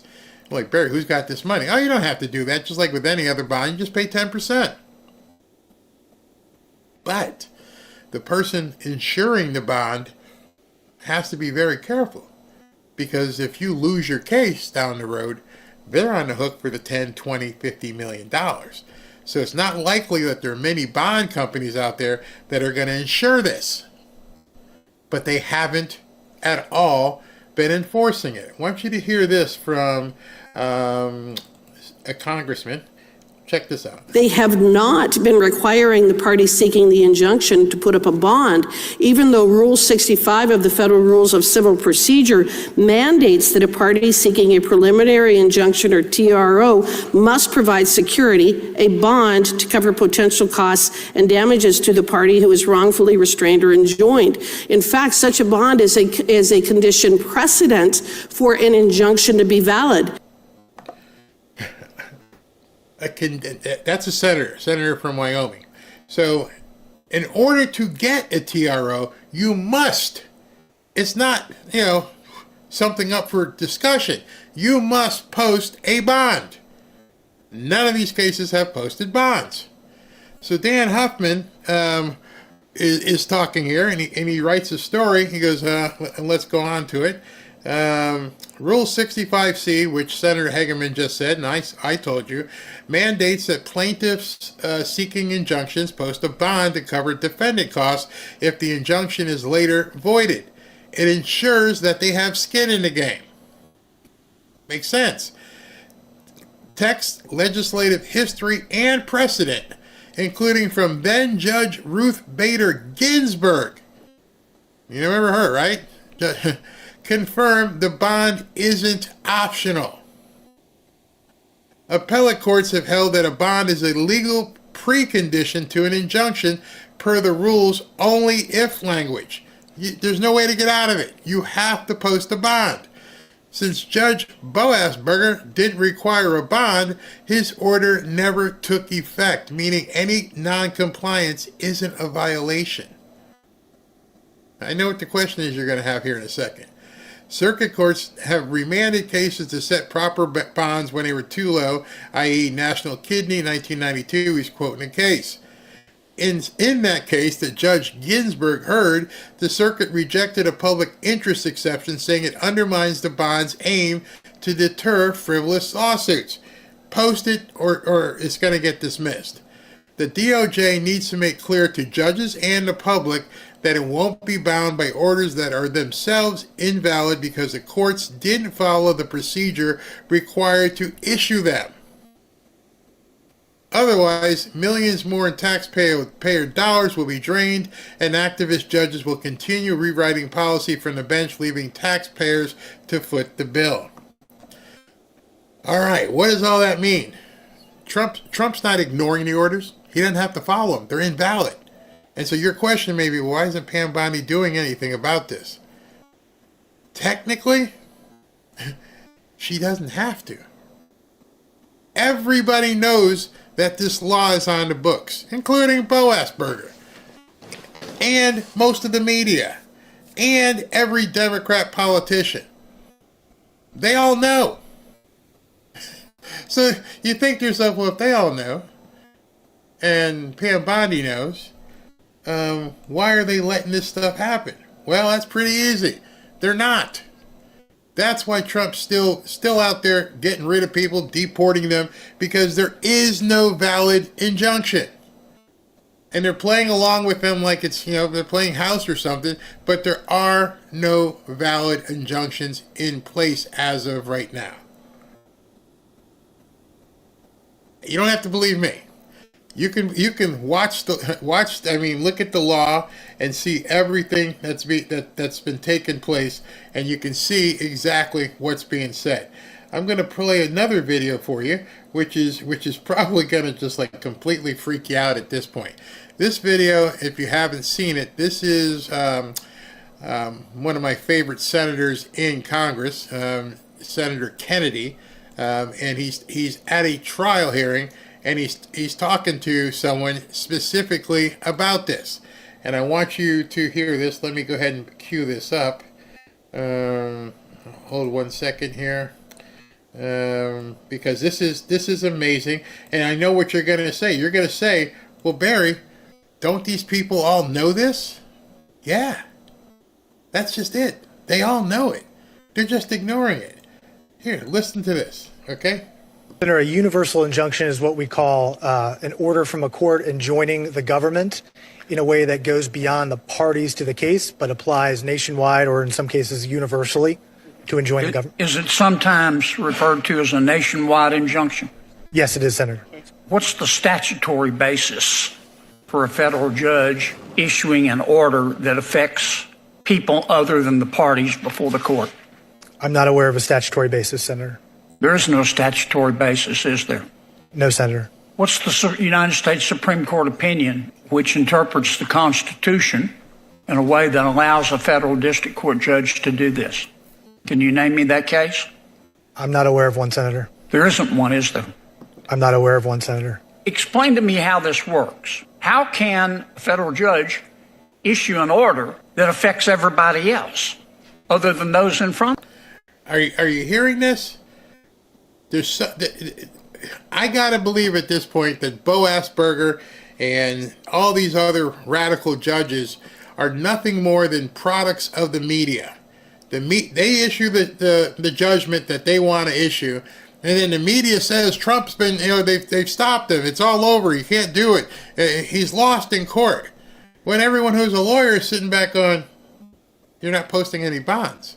He didn't lose anything. And even if that was the case, you do not have the jurisdiction to do a restraining order across the entire country. Of him or her.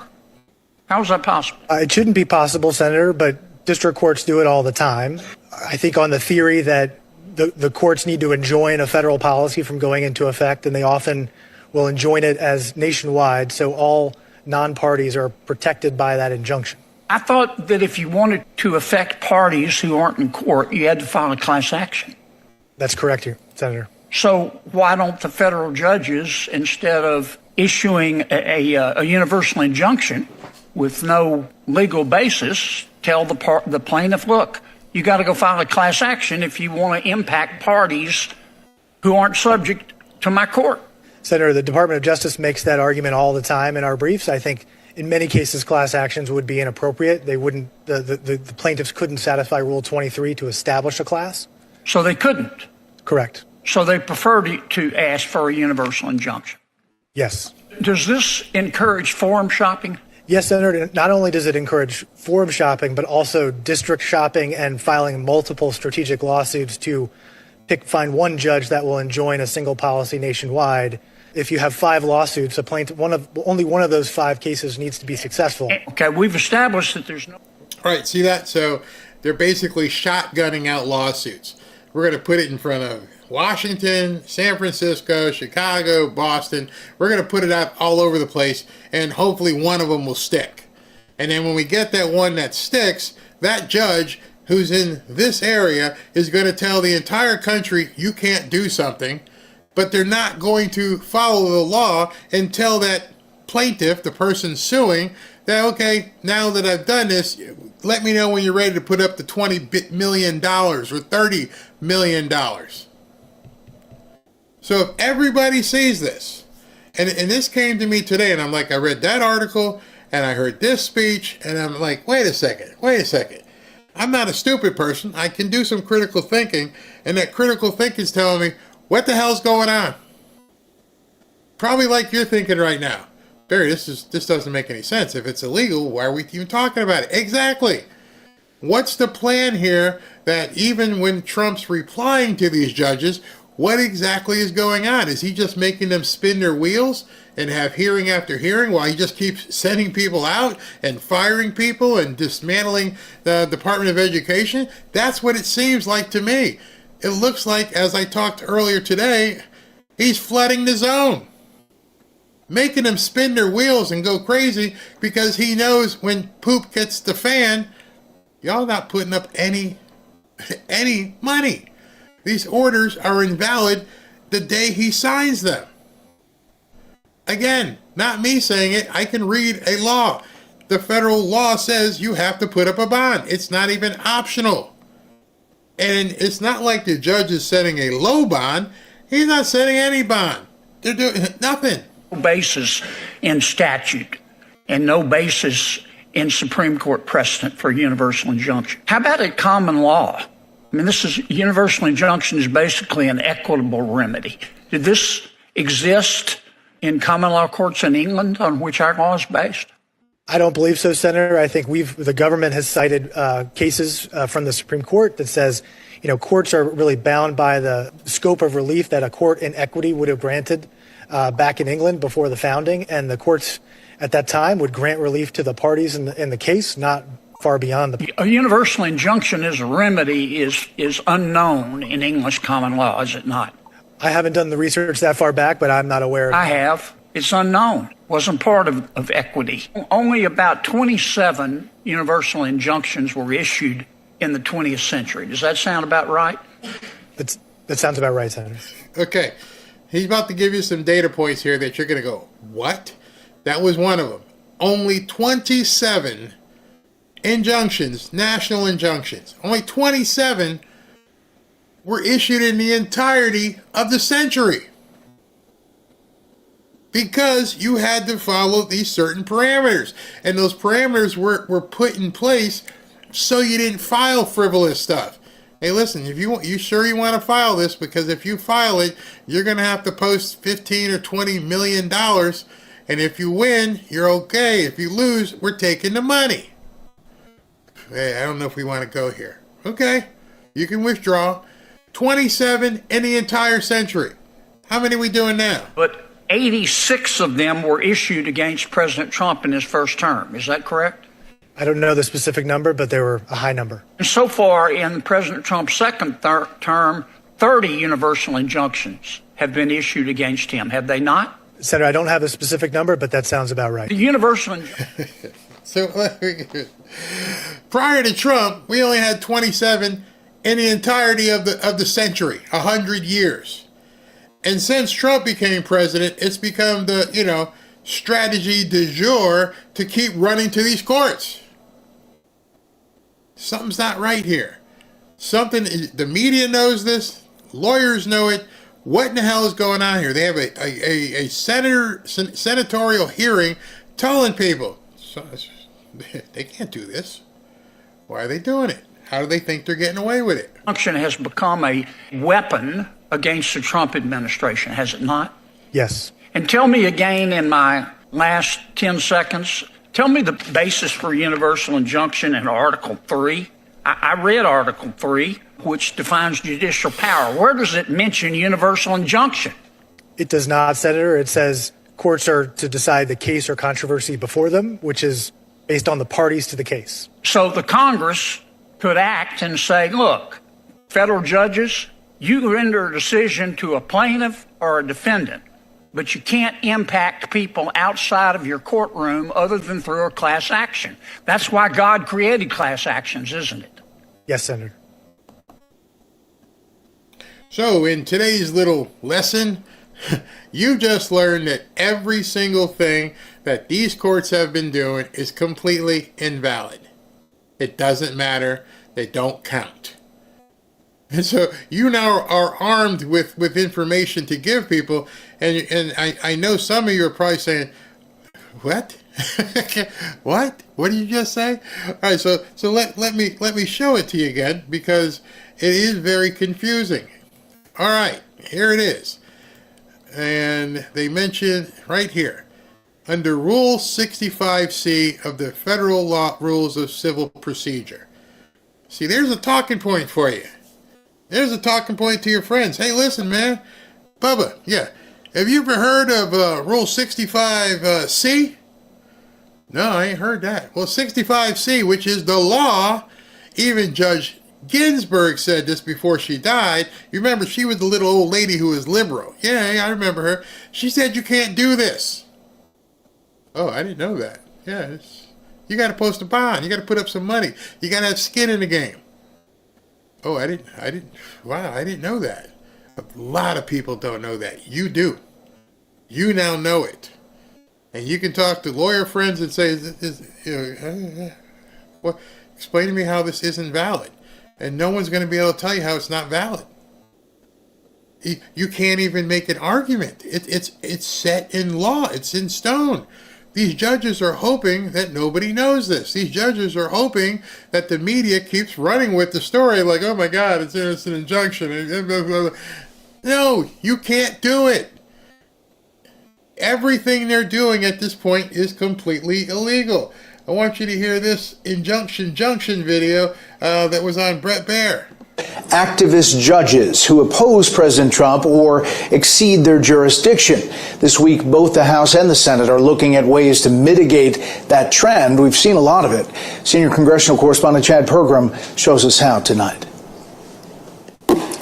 Republicans raging. These judges, are exceeding their powers beyond belief. The GOP accusing judges of stretching their jurisdiction, issuing nationwide injunctions. Yes, they have their constitutional powers, but not superior to the President of the United States nor the Congress. House and Senate Republicans writing bills to limit the reach of these rulings. Universal injunctions have become a favorite tool of those seeking to obstruct President Trump's agenda. Hopefully it's going to send a message to these rogue judges. Democrats call this bullying. Part of this effort is to put in the judge's mind, whatever judge it is, if you don't go our way, we're going to get you. Yeah. I want the judge that is going to adjudicate case A or case B to actually follow the law. There's no gray area here. Even your heralded liberal judge, Ginsburg, Ruth Bader Ginsburg, said you can't do this. You have to do it this way. It's Rule 65C. I memorized it now. I'm going to be talking to people on X. You familiar with Rule 65C? Oh, you're not? Well, let me tell you, none of these orders are valid. So now what I think the Republicans are about to do, and they're going to go through their shenanigans in Congress and try to come up with something to, further make another law. I think it's three-card Monty. I think all they're doing at this point is just going to play along and see if we can't pass a law to keep everybody's eyes off of what Trump is doing. Now understand, he's flying people over here. He's doing this over here. He's shutting stuff down. Have you heard one report where he was ordered to do something and he actually did the opposite because they said you got to reverse it? I haven't. I'm pretty sure the name's off of the USAID building. I haven't seen any of the Transformers head back to the military. Haven't seen anything. I heard the order said you had to. You guys see it happen? I ain't seen it. In fact, the lady from the National Labor Relations Board, she sued, and then that got thrown out. They're gonna get thrown out one at a time. He's playing them like fiddles. And you don't have to believe me. You can begin looking up this information yourself. Federal Rules of Civil Procedure 65C. You've heard it a few times tonight. Now you're hearing the term universal injunctions. It's illegal. And I don't know if I'm the only one telling you this because maybe I'm sticking my neck out. I'm not a lawyer, but people I know who are lawyers are saying it, including senators, going, you can't do this. You just don't have carte blanche to do this to the President of the United States. And I think he knows it. And that's going to be funny. Let's see here. Somebody wrote, okay, Pam Bondi has arrested 0 judges who broke the law because it's not a crime. It is probably, I don't think it's a crime, it's probably a civil infraction. And that's not her. Plus, at this point, the other judges, in terms of whoever gets in front of the appellate court and everything else, it's black and white. 65C. You do not have the authority to do it. You didn't do it right. Many of you know I've been in real estate for quite some time. I can't tell you how many times people have filled out a contract wrong. They didn't have the property description properly, the legal description in place properly. It invalidates the entire contract. Even though the intent and will was to buy or sell this particular piece of property, you can't do it unless you have all the things corrected. I buy a lot of foreclosures. One of my biggest strategies is to make sure I check the filing of the lawyer who's suing the person for foreclosure. Inevitably, they filed something incorrectly. I know exactly what I'm looking for, and I'm looking through the file, and then boom, there it is. They filed it incorrectly. Go ahead and file the paper. Get it paused. You can't circumvent the law. You can try, but eventually, like you're starting to see now, all of this has been happening in the last 24 hours. And I'm like, let's see, when did Dan write his article, his post here? Let me go here. Okay, yeah, yesterday. Yesterday he wrote this, May 31st, 2025. So now as this is all bubbling up, you're going to see people in the right going, wait a second, what about this? What? They're not posting anything. And maybe that's what it took to wake up so many people on the right. I'm like, wait a minute, yeah, there's no bonds? They're not doing it? Mm-hmm, yeah, And so they're going to get in trouble. Barry, if these judges are on a take for bribery, then they don't need the Senate to remove them. Then that's where Pam Bondi would have to do a legal investigation. But right now, that's how Trump can do. He doesn't have... he basically is like, I dare you. There's nothing you can do to stop me. Nothing. Your paper is worthless. I'm wiping my butt with it. Don't care. Barry, I sold a farm and a property description was wrong and voided the sales contract and had to do it again. Yes. If you haven't been involved in contract law and doing certain things, it sounds nitpicky, but it is what it is. And so now we know, all of you who are watching this video, you now know that none of these judges have placed a bond on any of these cases which are in direct violation of Federal Rules of Civil Procedure 65C. You now know what I know, what Senator Kennedy is talking about, what Brett Baird, everyone's talking about it now like, oh, like they just found out. And I'm thinking, you guys get paid so much money, you just finding this out? You guys making millions as attorneys, and your attorneys didn't say? I'm sure Trump's attorneys did. I'm pretty sure Trump's attorney knew. Plus, their USAID is over. Yeah, no money. Wait, decision.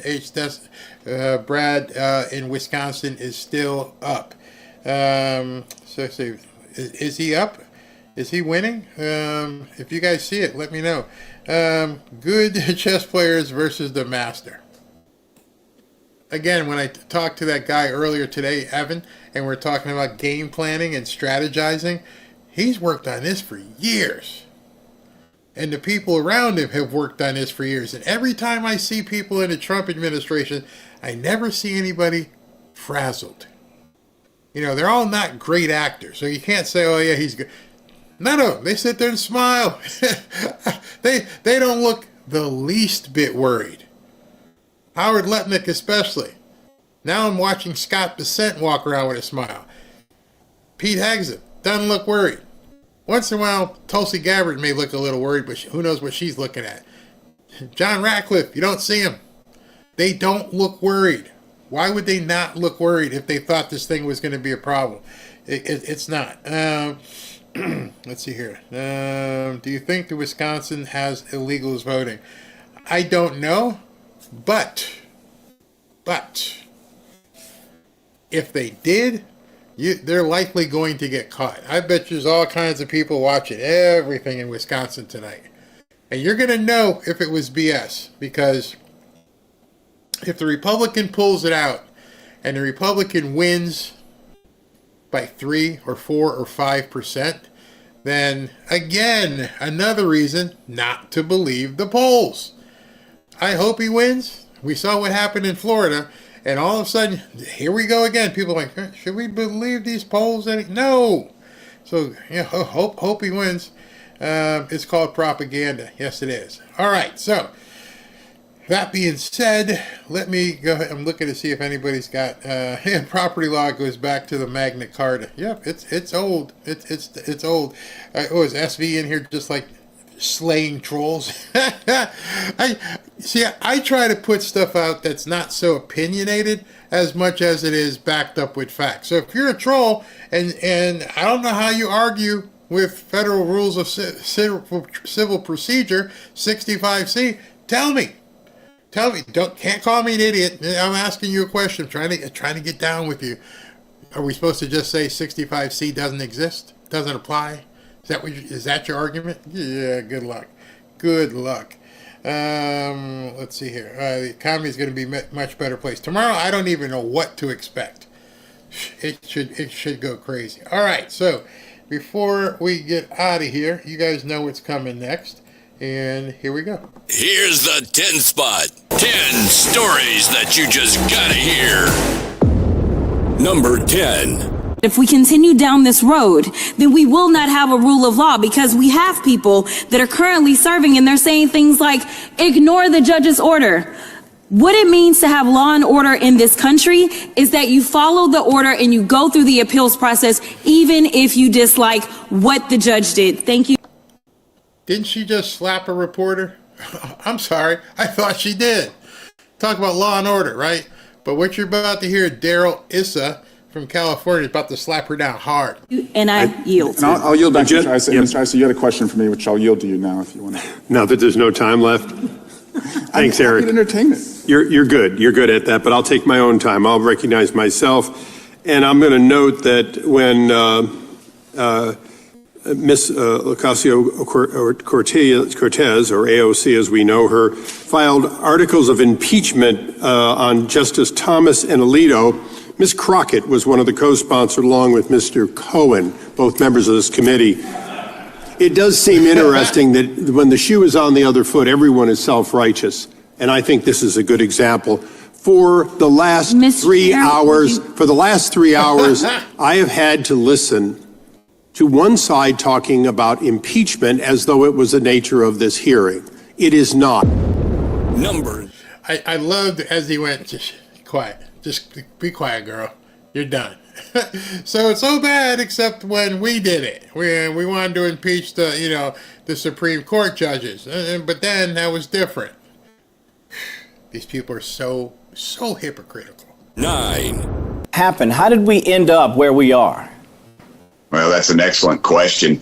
And when you see people here in Tennessee paying 50% of their income to state, federal, and local taxes through through everything else, fees and everything else, and then they see us sending literally billions overseas to our enemies. I've uncovered $40 million going to the Taliban. A guy named Sean Ryan over in Middle Tennessee, former Navy SEAL, podcaster. He and another guy named Legend had brought this to my attention. And, last term, I could not even get the Democrats to bring it up in the Senate. It passed unanimous in the House, not even a question, because they're going to have to admit they made a mistake.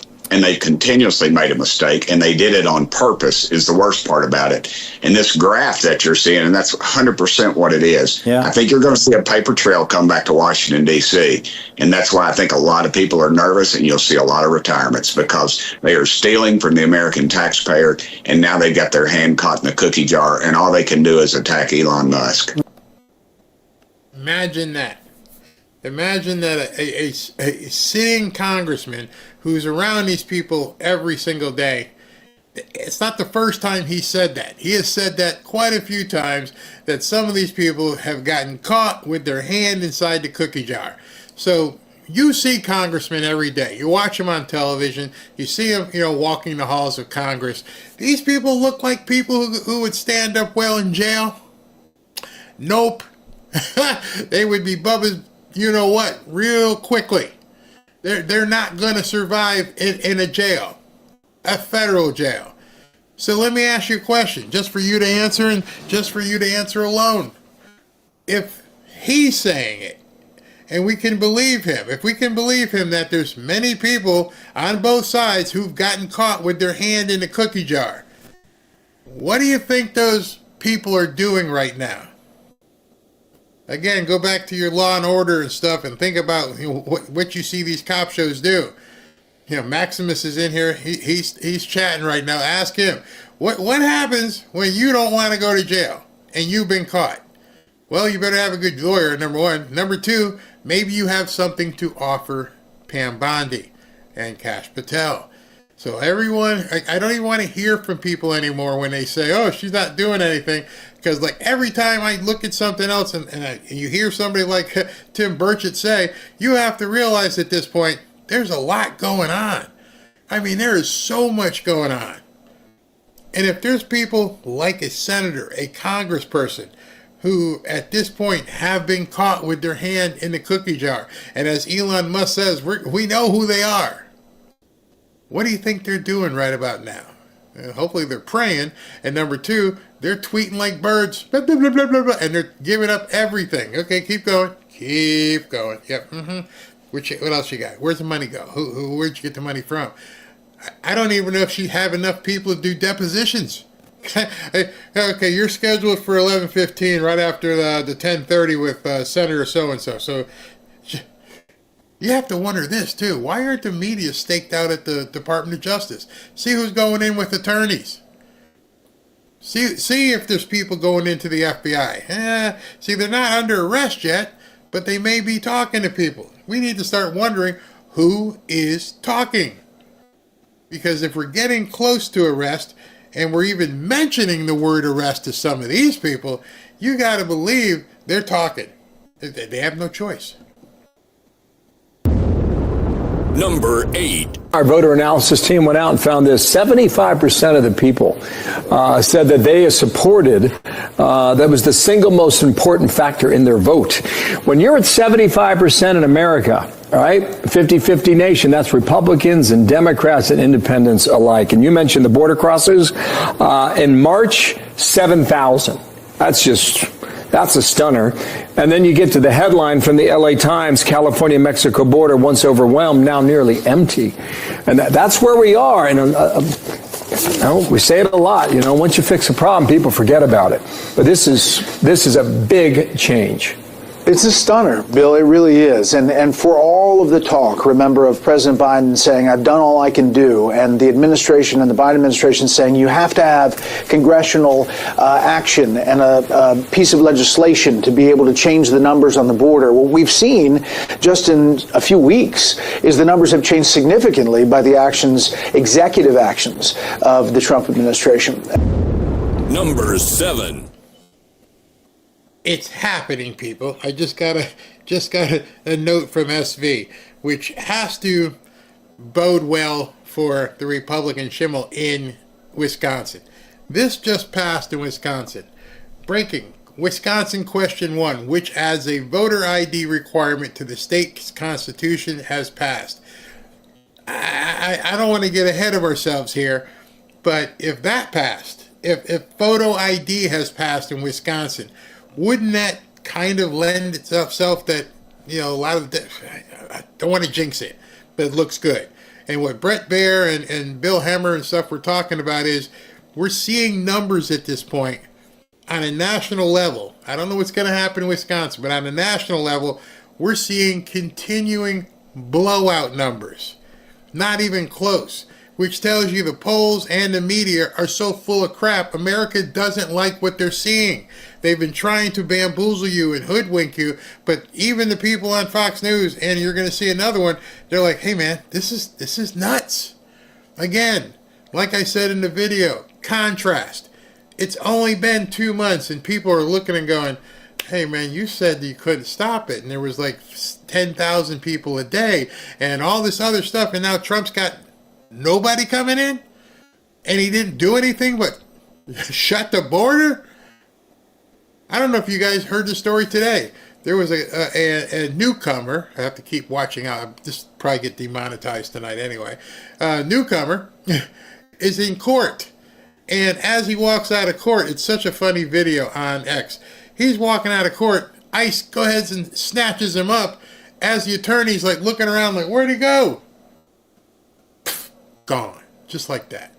I love that, because you know what that tells people? That tells other newcomers, you might just be walking down the street one day. You're just hanging out. Your pants are all baggy, doing what you need to do. Hey, vato. And all of a sudden, you're gone. Just like that. Gone. Snatched right off the street. Heading someplace into El Salvador. Be careful. And then the judge in that area put the border guy in jail for contempt. They're losing it. They have nothing that they can't stop Trump. They can't. The zone's being flooded and it's being effective. Those are two things they couldn't count on. All right, tell us what happened from start to finish in 30 seconds.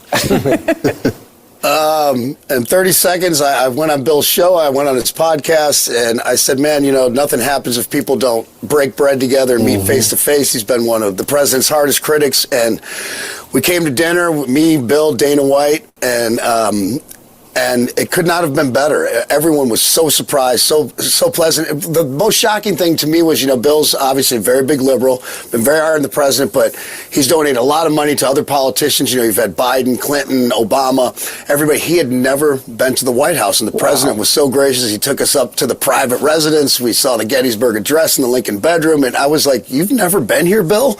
And I was like, how about this? President Trump, you know, extending this olive branch, and we talked about things we had in common, you know, ending wokeness, you know, securing the border. You know, the president was asking him what he thought about policy, you know, going on with Iran and Israel and things. It just meant, it blew my mind. It was, right. I was, you know, very, very proud. Number. Now I know, because I've seen it many times in here, people will see a classic liberal like Bill Maher, and they're like, oh, I don't trust him. I don't trust Bill Maher. You know, no one's asking you to trust him. You don't have to trust him, but you definitely need to talk to him. And I said earlier today, President Trump is putting the model in front of you. These are people who don't like him, didn't vote for him, didn't want anything to do with him. And you find the common ground. Hey, listen, kid, can you go talk to Bill Maher and see if we can talk? And so Bill Maher goes to the White House. Trump doesn't trust him, but he's talking to him, understanding, hey, Bill's got a big audience, and Bill's got some questions. Bill wants to know how this is happening. I've been hearing all this crazy stuff in the media. In fact, he's probably said some crazy stuff in the media, and Trump took the meeting with him. And he brought in Dana White, and he brought in Kid Rock, two people who support him, who know Bill Maher. And he said, okay, let's go to the White House and break some bread and talk to this guy. And that's how you break down walls. You actually get to talk to other people who can still critically think. Not the guys who are crawling around on the ground like dogs. Those guys may be too far gone. We can try, but don't get your hopes up. But somebody like that who's critically thinking, who makes money, understands his livelihood is better protected with Trump. That's what I was talking about. There are people in the media, there are people in entertainment and in sports who for whatever reason, have been posturing as though they're so Democrat, and right now they're looking at this and going, hey man, can we talk to this dude? Because I like my big house. I don't want this to go away, and I don't want no newcomer coming in kicking the door. I don't know if you guys know San Francisco 49ers. He was an All-Pro with them. Richard Sherman Richard Sherman posted a video today. Richard Sherman, wealthy, black, former football player on, I think, the NFL Network right now. Guess what happened to him? While his wife and kids were home, somebody kicked in the doors, his porch, and they broke in. Three armed guys come running in his house. Democrat or Republican? See, at that point, it doesn't matter. At that point, that's someone you talk to and go, "Hey man, you okay with that?" Oh, hell no. Luckily, your wife and kids are okay. But what if? And at that point, you realize you have something to talk about. Yeah, man, I would hate if that happened to my house and my wife and kid and all this and blah, blah, blah, blah. You can talk to him. He's not being led around with a leash. He was just a Democrat who had bad ideology, and now it's hit home. This is nuts. These people broke into my house, kicked in a door with guns. See, that's a conversation you could have with somebody. Don't say you don't trust them, because you don't know until you talk to them. I don't trust them. They ask you to trust them, ask you to talk to them. Bring them in. 6. April 2nd, we are going to disclose the reciprocal tariffs. I'm not going to get out ahead of President Trump. He's going to announce them 3 o'clock on Wednesday. And I think for the first time in decades, probably since I was a college student, we're going to see a fair trade, and everyone will have the opportunity to lower their tariffs, lower their non-tariff barriers, stop the currency manipulation, stop subsidizing labor, stop subsidizing, stop providing cheap loans, and they make the global trading system fair for American workers again. And if President Trump campaigned on this, he has a mandate. As you know, he had a substantial electoral college majority. He won all 7 swing states, and he won the popular vote. So he has a mandate to do this. He's doing what he promised he would do. Okay. He's bringing jobs home. Let's talk about... So, bad news. Bad news comes in.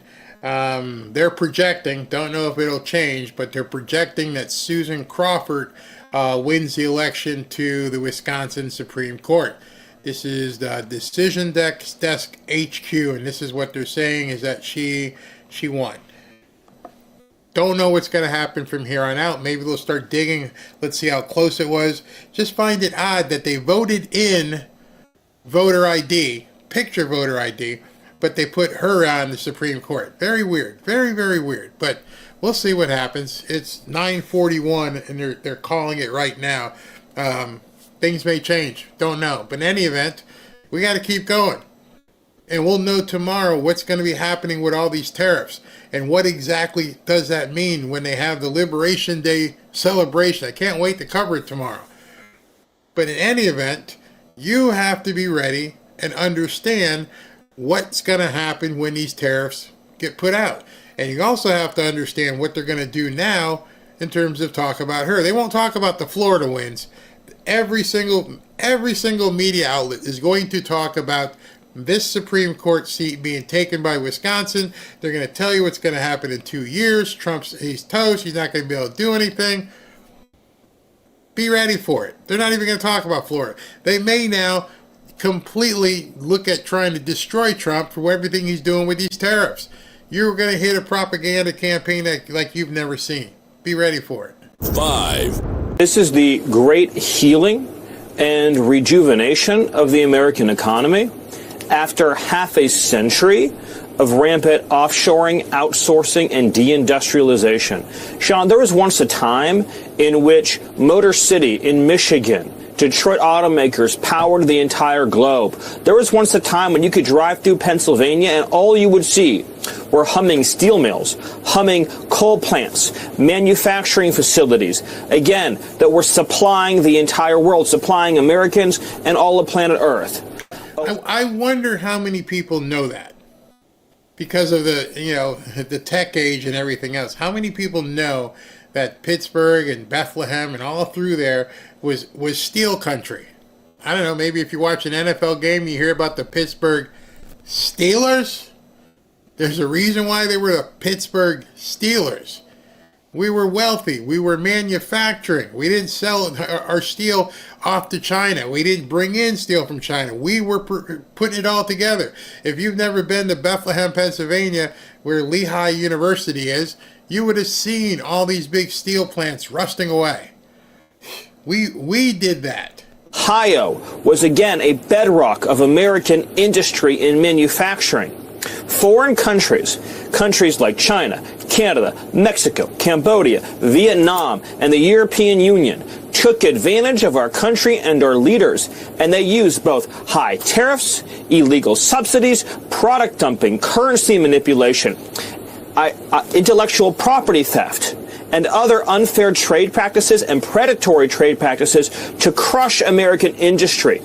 President Trump is resetting the entire global market by saying, number one, you can't steal our jobs. Number two, if you want to get preferential treatment, you have to put your factory inside the United States. Your auto plant, your manufacturing facility, your AI plant, your chip plant, whatever it is, you want to sell it to Americans on a preferential basis, then you have to make it here. And if you do, you'll get low taxes, low regulations, and cheap energy. But if you sell it to us from overseas, then yes, you will pay a tariff. Why is that hard for people to understand? He laid it out perfectly, point blank.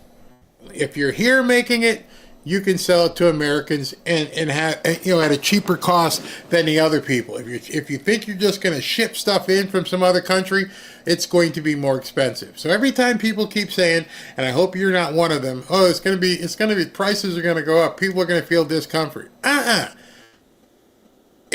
mindset alone that's required to absorb this is what we need here. Buy American. Stop buying stuff from other countries, at least the countries that have tariffs. When you look at something, turn it over. Does it say, Pakistan? Does it say China? Does it say El Salvador? Wherever it's coming from, find out where it's coming from, and then you can probably get it cheaper if it's coming from America. But it may not necessarily be cheaper. You see, that's the other part of this that nobody wants to talk about is it may indeed be a little bit more expensive. Because we're not using slave labor. We're actually using something in America where people are actually getting paid for doing their job. So if you're paying a little bit extra, the other side the other side never talks about it is you're helping other Americans. If I have to pay $1 more for something, but I know there's an American family on the other end of that dollar, well, hell yeah, I want to pay it. 4. San Francisco is launching a new speed safety pilot program backed by Democratic California Governor Gavin Newsom, where how much you pay for a speeding ticket depends on who you are. And it's all in the name of equity. On its website, the City Transportation Authority goes out of its way to explain that speed safety cameras will be dispersed across San Francisco in a, quote, equitable fashion. But not everyone will have to pay the same if they get a ticket. Get this. Low-income offenders qualify for steep fine discounts, guys, up to half off. And if you're homeless but speeding in your vehicle, you can get up to 80% discount. What the hell is wrong with California? I heard this morning, and I didn't believe it when she was reading it.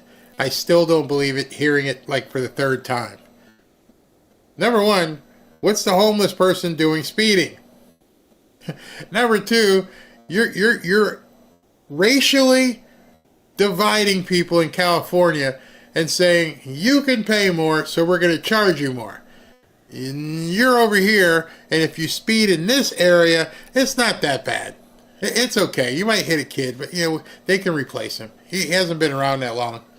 They'll get over it. Jerry, here's just one of the many problems I have with this. The reason for this program, for the speed cameras, was reportedly because of high injury areas, meaning where pedestrians have been hit and killed. So since all lives are equal, why are we giving discounts on speeding tickets when everyone should understand how serious it is to drive safely where people have died? I couldn't believe this when I read this. I was like, is this really true? We are all equal in the eyes of the law. Oh, nope, we're not. We're not all equal in the eyes of the law. Okay, so might this get extended eventually? So maybe if I commit a burglary and I don't have a lot of money, maybe that's okay. Or maybe I get a reduced sentence, or I just don't. You know that's coming. You know this is the precursor for letting other people off the hook. San Francisco and some of these towns out in California, you can steal up to $750 and they can't charge you. You can steal actual goods, which now many places when you go into a store in California, it looks like you're in jail. Everything is locked down. You can't touch anything. You got to call the receptionist or whatever, and they'll come out and unlock it and give you a pair of underwear. The question that's been asked a couple times tonight in these videos I've shown you is, how did we get here? How did we get to a point where this is okay? And where do you think we're going to get to if this continues? That's the other question. Yeah, how did we get here? And where do you foresee things being in 5 years if we don't fix it? Wisconsin, if you put in Crawford, you're about to find out. You're about to find out, Milwaukee. I feel bad for the people who live in decent areas, because now you're about to experience some stuff that you didn't think was possible, and you're going to be asking yourself the same question these people in California, the good people in California, are asking: how did we get here? And if that's the kind of life you want to live. Understand the logic operating here. I think we should all be equal in the eyes of the law, and everybody should pay the same fine, serve the same sentence. Yeah, and Number 3. I understand that even a temporary interruption in federal employment. And so this is Stephen Miller again. I had to include this because he's on CNN and he's he's talking to Breonna Keeler, and you can just look on her face when it cuts to her, and she just got nothing to say to him. Is a great crisis and catastrophe for you and for CNN. What the American people see is a government that is finally delivering a promise of accountability under President Trump. You want to have a conversation about When I first saw this, I thought it was a still. I didn't know she was just staring like this at him and had. transparency. Let me ask you a question. Do you have any idea where the $22 billion that the Department of Health and Human Services provided to illegal aliens under Joe Biden is right now? $22 billion with a B. That's enough to provide a free house to every homeless veteran in America. Where's the $22 billion? I don't know. You don't know. Nobody knows. Joe Biden just spent it, and now it's gone. Transparency begins with having an accounting of where every federal dollar is spent. And God bless President Trump for leading this effort. She had nothing to say. Where's the $22 billion? I don't know. If that's okay with you. Because you work for CNN, you don't even ask the question because you don't even care about the answer. American people are like, there's $22 billion missing. And your media doesn't even, never mind, do they not want to know where it went? They don't even want to ask the question. The people who are supposed to be investigating things and having journalistic integrity aren't even asking the questions. That's a where's the $22 billion? You could have been asking that for the last 4 years. You don't even want to know. You've been told not to ask certain questions. And now times are changing and you can't cover for what you've done. Number 2.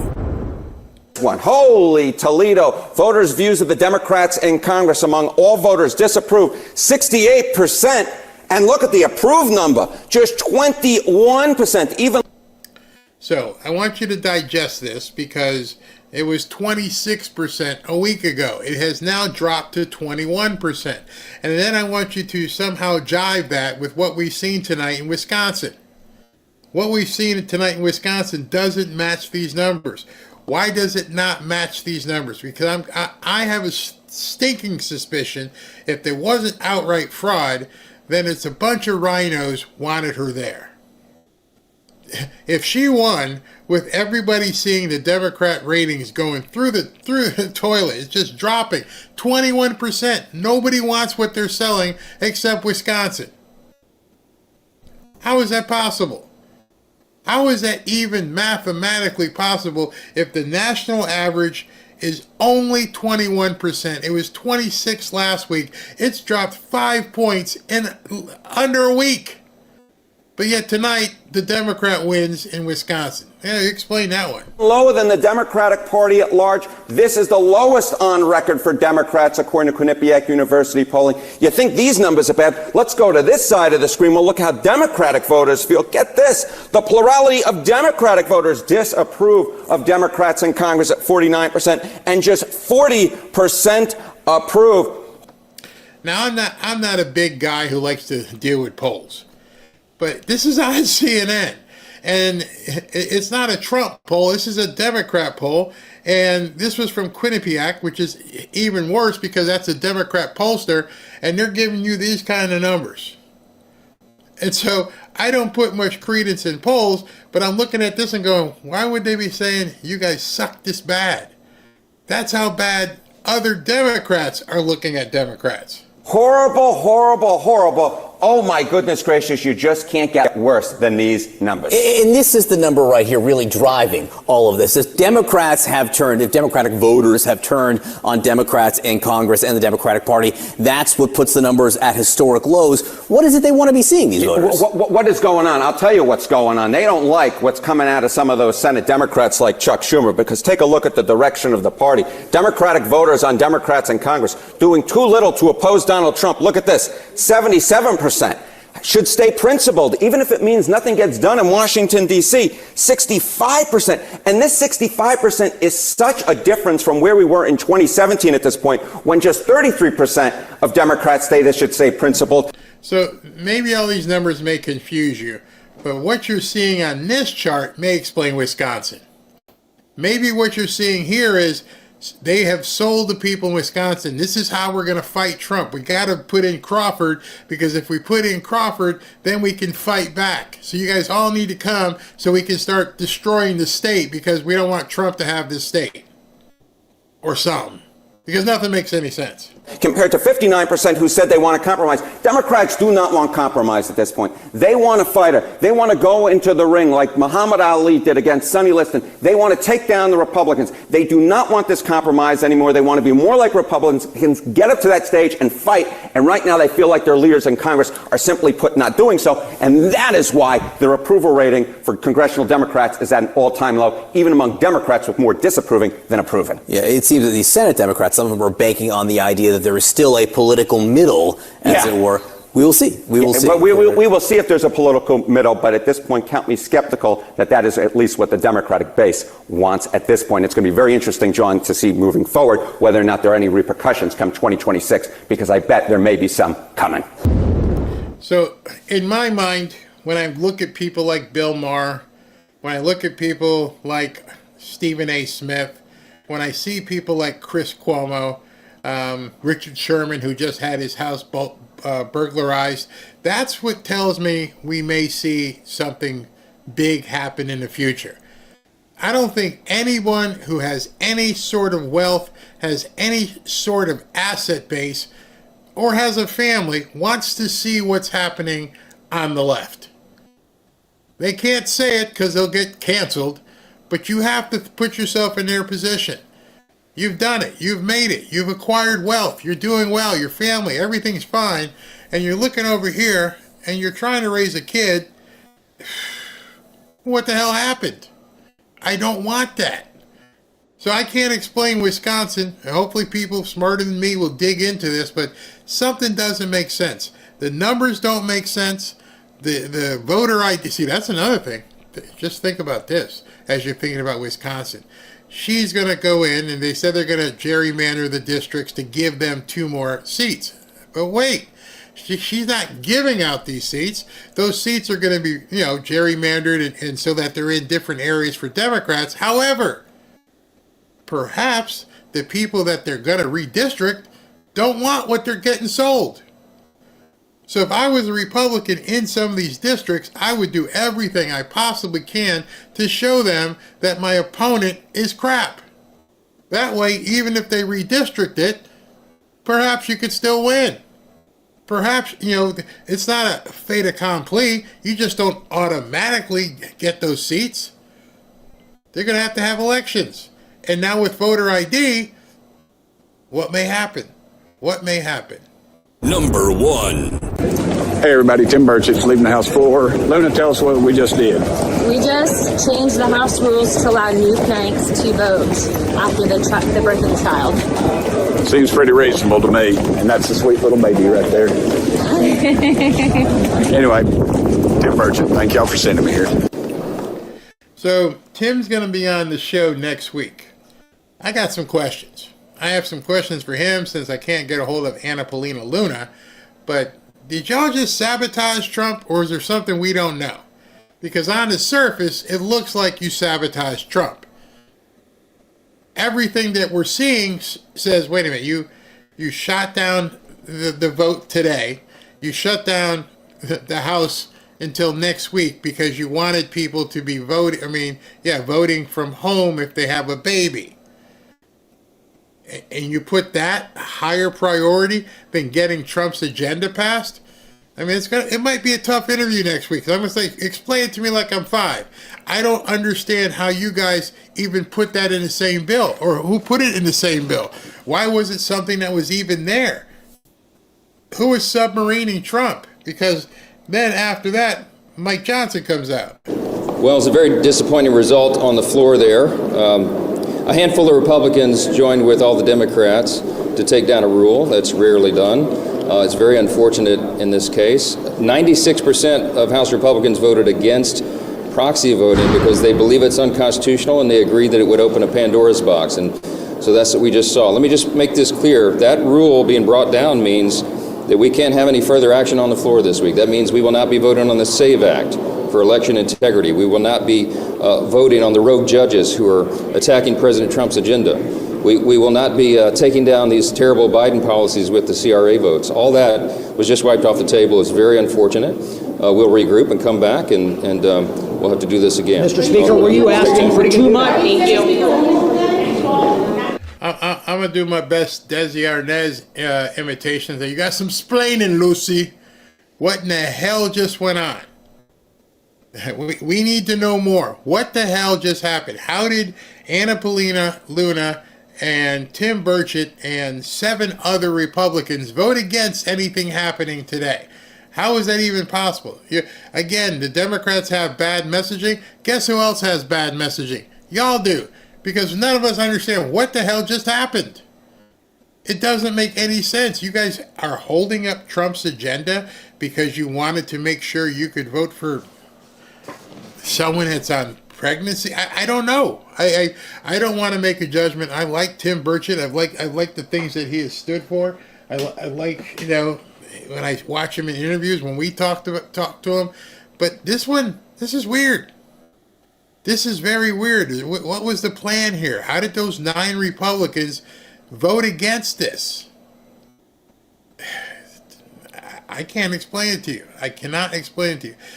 Typical Rhino Republicans going into business for themselves. I don't know. That's BS. I'm seeing what I don't and never have trusted Johnson. They are rhinos. Makes sense. I never foresaw Tim Burchett as being a rhino. I definitely didn't foresee Anna Paulina Luna being a rhino. So what is it? And by the way, somebody asked me and they thought that this was some sort of like lights. No, that's the back of a chair. It's a chair at my other desk that I do the shipping on. So there's a chair and a computer. That's not light. None of it. That's, where is it? My finger. That thing right there. That's a chair. It's not a light. But anyway, I just don't get it. It makes no sense whatsoever how 9 Republicans would have torpedoed this vote. Wow. There's more to let them all get caught. Yeah. Somebody said there's more to this than we know. Oh, here it is. Like Johnson tried something shady. We're going to find out. Hopefully we'll find out. I'm going to ask Tim. I'll ask him straight up. Hey, Tim, you're going to have to explain to us what happened last week. How did you guys just decide to go on vacation again? What was the problem? Who was the problem? And you couldn't overlook it to get this done? I mean, was it going to be something that was never going to allow someone who was pregnant to vote remotely? I don't get it. I don't get it.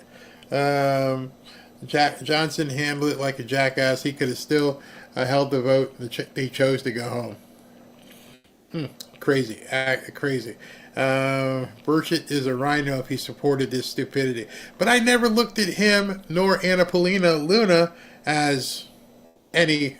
Someone goes, who are they? Who are the 9? Let me see if I can find it. I never looked at them as being some people who would do something like that. I didn't consider him a rhino. I didn't think of that at all. Let me see if I can find the 9 people and show it to you. I thought I might have bookmarked it. Yeah, I got it here. Hold on. Hold on. All right. So these are the 9 Republicans who voted against the bill. Not sure why, but we can look at them and you guys can see the names yourself right here. All right, so let me move that comment so you can see. You got okay, these 9 Republicans are the beginning of the end of the progress Trump has been making. I'm genuinely heartbroken over Tim Burchett and Congressman Jeff Van Drew. What a colossal waste of time. Annapolina Luna, Nick LaLota from New York, Tim Burchett from Tennessee, Mike Lawler from New York, Greg Steube from Florida, Jeff Van Drew from Jersey, Kevin Kiley from California, Max Miller from Ohio, and Ryan McKenzie from Pennsylvania. Don't even know what the heck happened here. I did see that Annapolina Luna, see if I can pull her up. She posted something and said it wasn't her fault. She tried to, I'll let you see what she said. Where is it? Hold on, trying to find what she said here. There's been a lot of stuff she's been posting, but all day long. All right, so this is what was posted by Justin Amish. And it says, Mike Johnson said, this means we can't take any further action on President Trump's agenda this week. And it says here, readers added a community note. This rule also killed a proposal that would let new parents in Congress vote by proxy. That's why it failed. Justin Amish said the second sentence is absolutely false. The last part is true, but only because Speaker Johnson himself decided not to proceed. There is nothing stopping the House from voting on any of the other items than the Speaker's decision to take another week's vacation. And she reposted it. So if that's true, if he could have taken the other votes and he chose not to, we got a problem with Mike Johnson. That's absolutely insane. And now, we've got people pointing fingers at each other, and she came back out and said something else. Let me see what she posted later. All right, so this came out. Thank you, Gateway Pundit, for not spinning the facts. Outrageous. Speaker Johnson cancels votes for rest of week, derailing 2 critical bills, despite having the power to proceed. So the truth may be coming out at this point that Mike Johnson was the one who pulled it. I can't tell you. I can't tell you what the hell is going on and why Mike Johnson would have done that. It just makes absolutely no sense whatsoever. Annapolina Luna was pissed off and quit a committee today as well. She's about respect. And there's no answer. And they don't talk in Johnson called it quits, something else is going on. I don't know. I just find it odd with everything that we're talking about that these people would have done this stuff. It's crazy. So let me go ahead and give away a couple hoodies. I didn't have a chance to update the registration page, but that doesn't stop us from giving away because all the data comes in and I still get the data. I just have to update the, what do you call it? I think so. Oh, no, I can't either. Can't do it here either. Hold on, let me see something. Let me see if it lets me give stuff away. It may say you've already expired it. Wait 1 second. Let's see here. Randomly pick one winner. Yeah, okay. David Santos, you have won a free hoodie. So congratulations. Let's pick another one. Hold on. Sharon McKee, you have won a free hoodie. Sharon McKee, you've won a free hoodie. And let's do with one more. And oops. Yep, see, that's where I got. Sorry, I got to fix that. Got some work tonight. I got a whole bunch of work tonight. I'm not going to get to sleep anytime soon. Got some, yeah, every so often you have to do different things in the real estate business to keep your classification current. So I'm going to be up tonight doing that. And it looks like I'm going to be fixing websites and all kinds of crazy things like this. So I'm going to be up late tonight. Up late. All right, now let's go ahead and look at Super Chats. Hold on one second. And so I pull this in. Waiting for this thing to populate. Where is the Super Chats on here? Okay. All right, so I'm ready to go. Let's do this and get you guys out of here tonight. Tuesday. I wonder if FBIs are on. My FBI shows I watch when I eat dinner late. All right, so let's do this. Play rally intro early, guitar rock and PM show. Okay. Split it up. I got you. Macon Blankenship. Thank you. Calvin Aubrey. Thank you. Eric Sims. Thank you as well. Stephanie Thomas. Thank you. Kay Thomas. Wouldn't it be a constitutional crisis if half of Congress and more gets needed arrested? Yeah, that would be pretty crazy. That's why I think such delays too. Thanks for every minute. Patricia Kuhn, they are playing best and close hand of poker ever. They're going to drop everyone at once. That way it doesn't give them evil time to cover up or escape. Evil struggling to retaliate because not knowing what they know. That's a good point. Very good point. Going to be hilarious tomorrow watching Far Isle says, going to be hilarious tomorrow watching the mainstream media cry their eyes out over the market as if they ever cared about Wall Street. They're such clowns. You are correct. Mr. Mike, do you think Bezos is behind organized protests? Nah, it's not Bezos. No. Bezos, guys with, it may be Soros, but it ain't Bezos. Fazul, Elon at CIA, a lot plus under that scab, dodge him. Yeah, the fact that he was there is absolutely crazy. Crazy that he was at CIA. Mary Mobley, God has his own hand in all this, we win. Yes, Patricia Kuhn again. Our skeletal does not lie, our DNA does not lie. Job for 9. Please get Chad Bianco for interview. He's a sheriff running for governor of California. Says he wants to get rid of state tax. Oh, well, we'll have to forward that information to Ashley. Thank you. Mr. Twister, Barry, look up 1,000 show up for Trump rally in UK travels and job website on YouTube. Okay, I will. Kay Thomas. Very Dogman. My first thought, some folks who can buy anything they want lose joy in everything and develop perverse cravings to float their boat. Yeah, scary. Rhinoceros. Most national currencies backed by a central bank last 70 years. Anyone wonder why the real wealth never changes dramatically? Penny Corridor, people have already been harmed. You're exactly right. My Rhinoceros again. Thank you. Someone look up Greenspan on Larry King saying quite literally that Federal Reserve is not subject to U.S. government. Well, once we are recognized as America, not U.S. ultra fraud for decades is null and void. Yep. It's been going on for quite some time.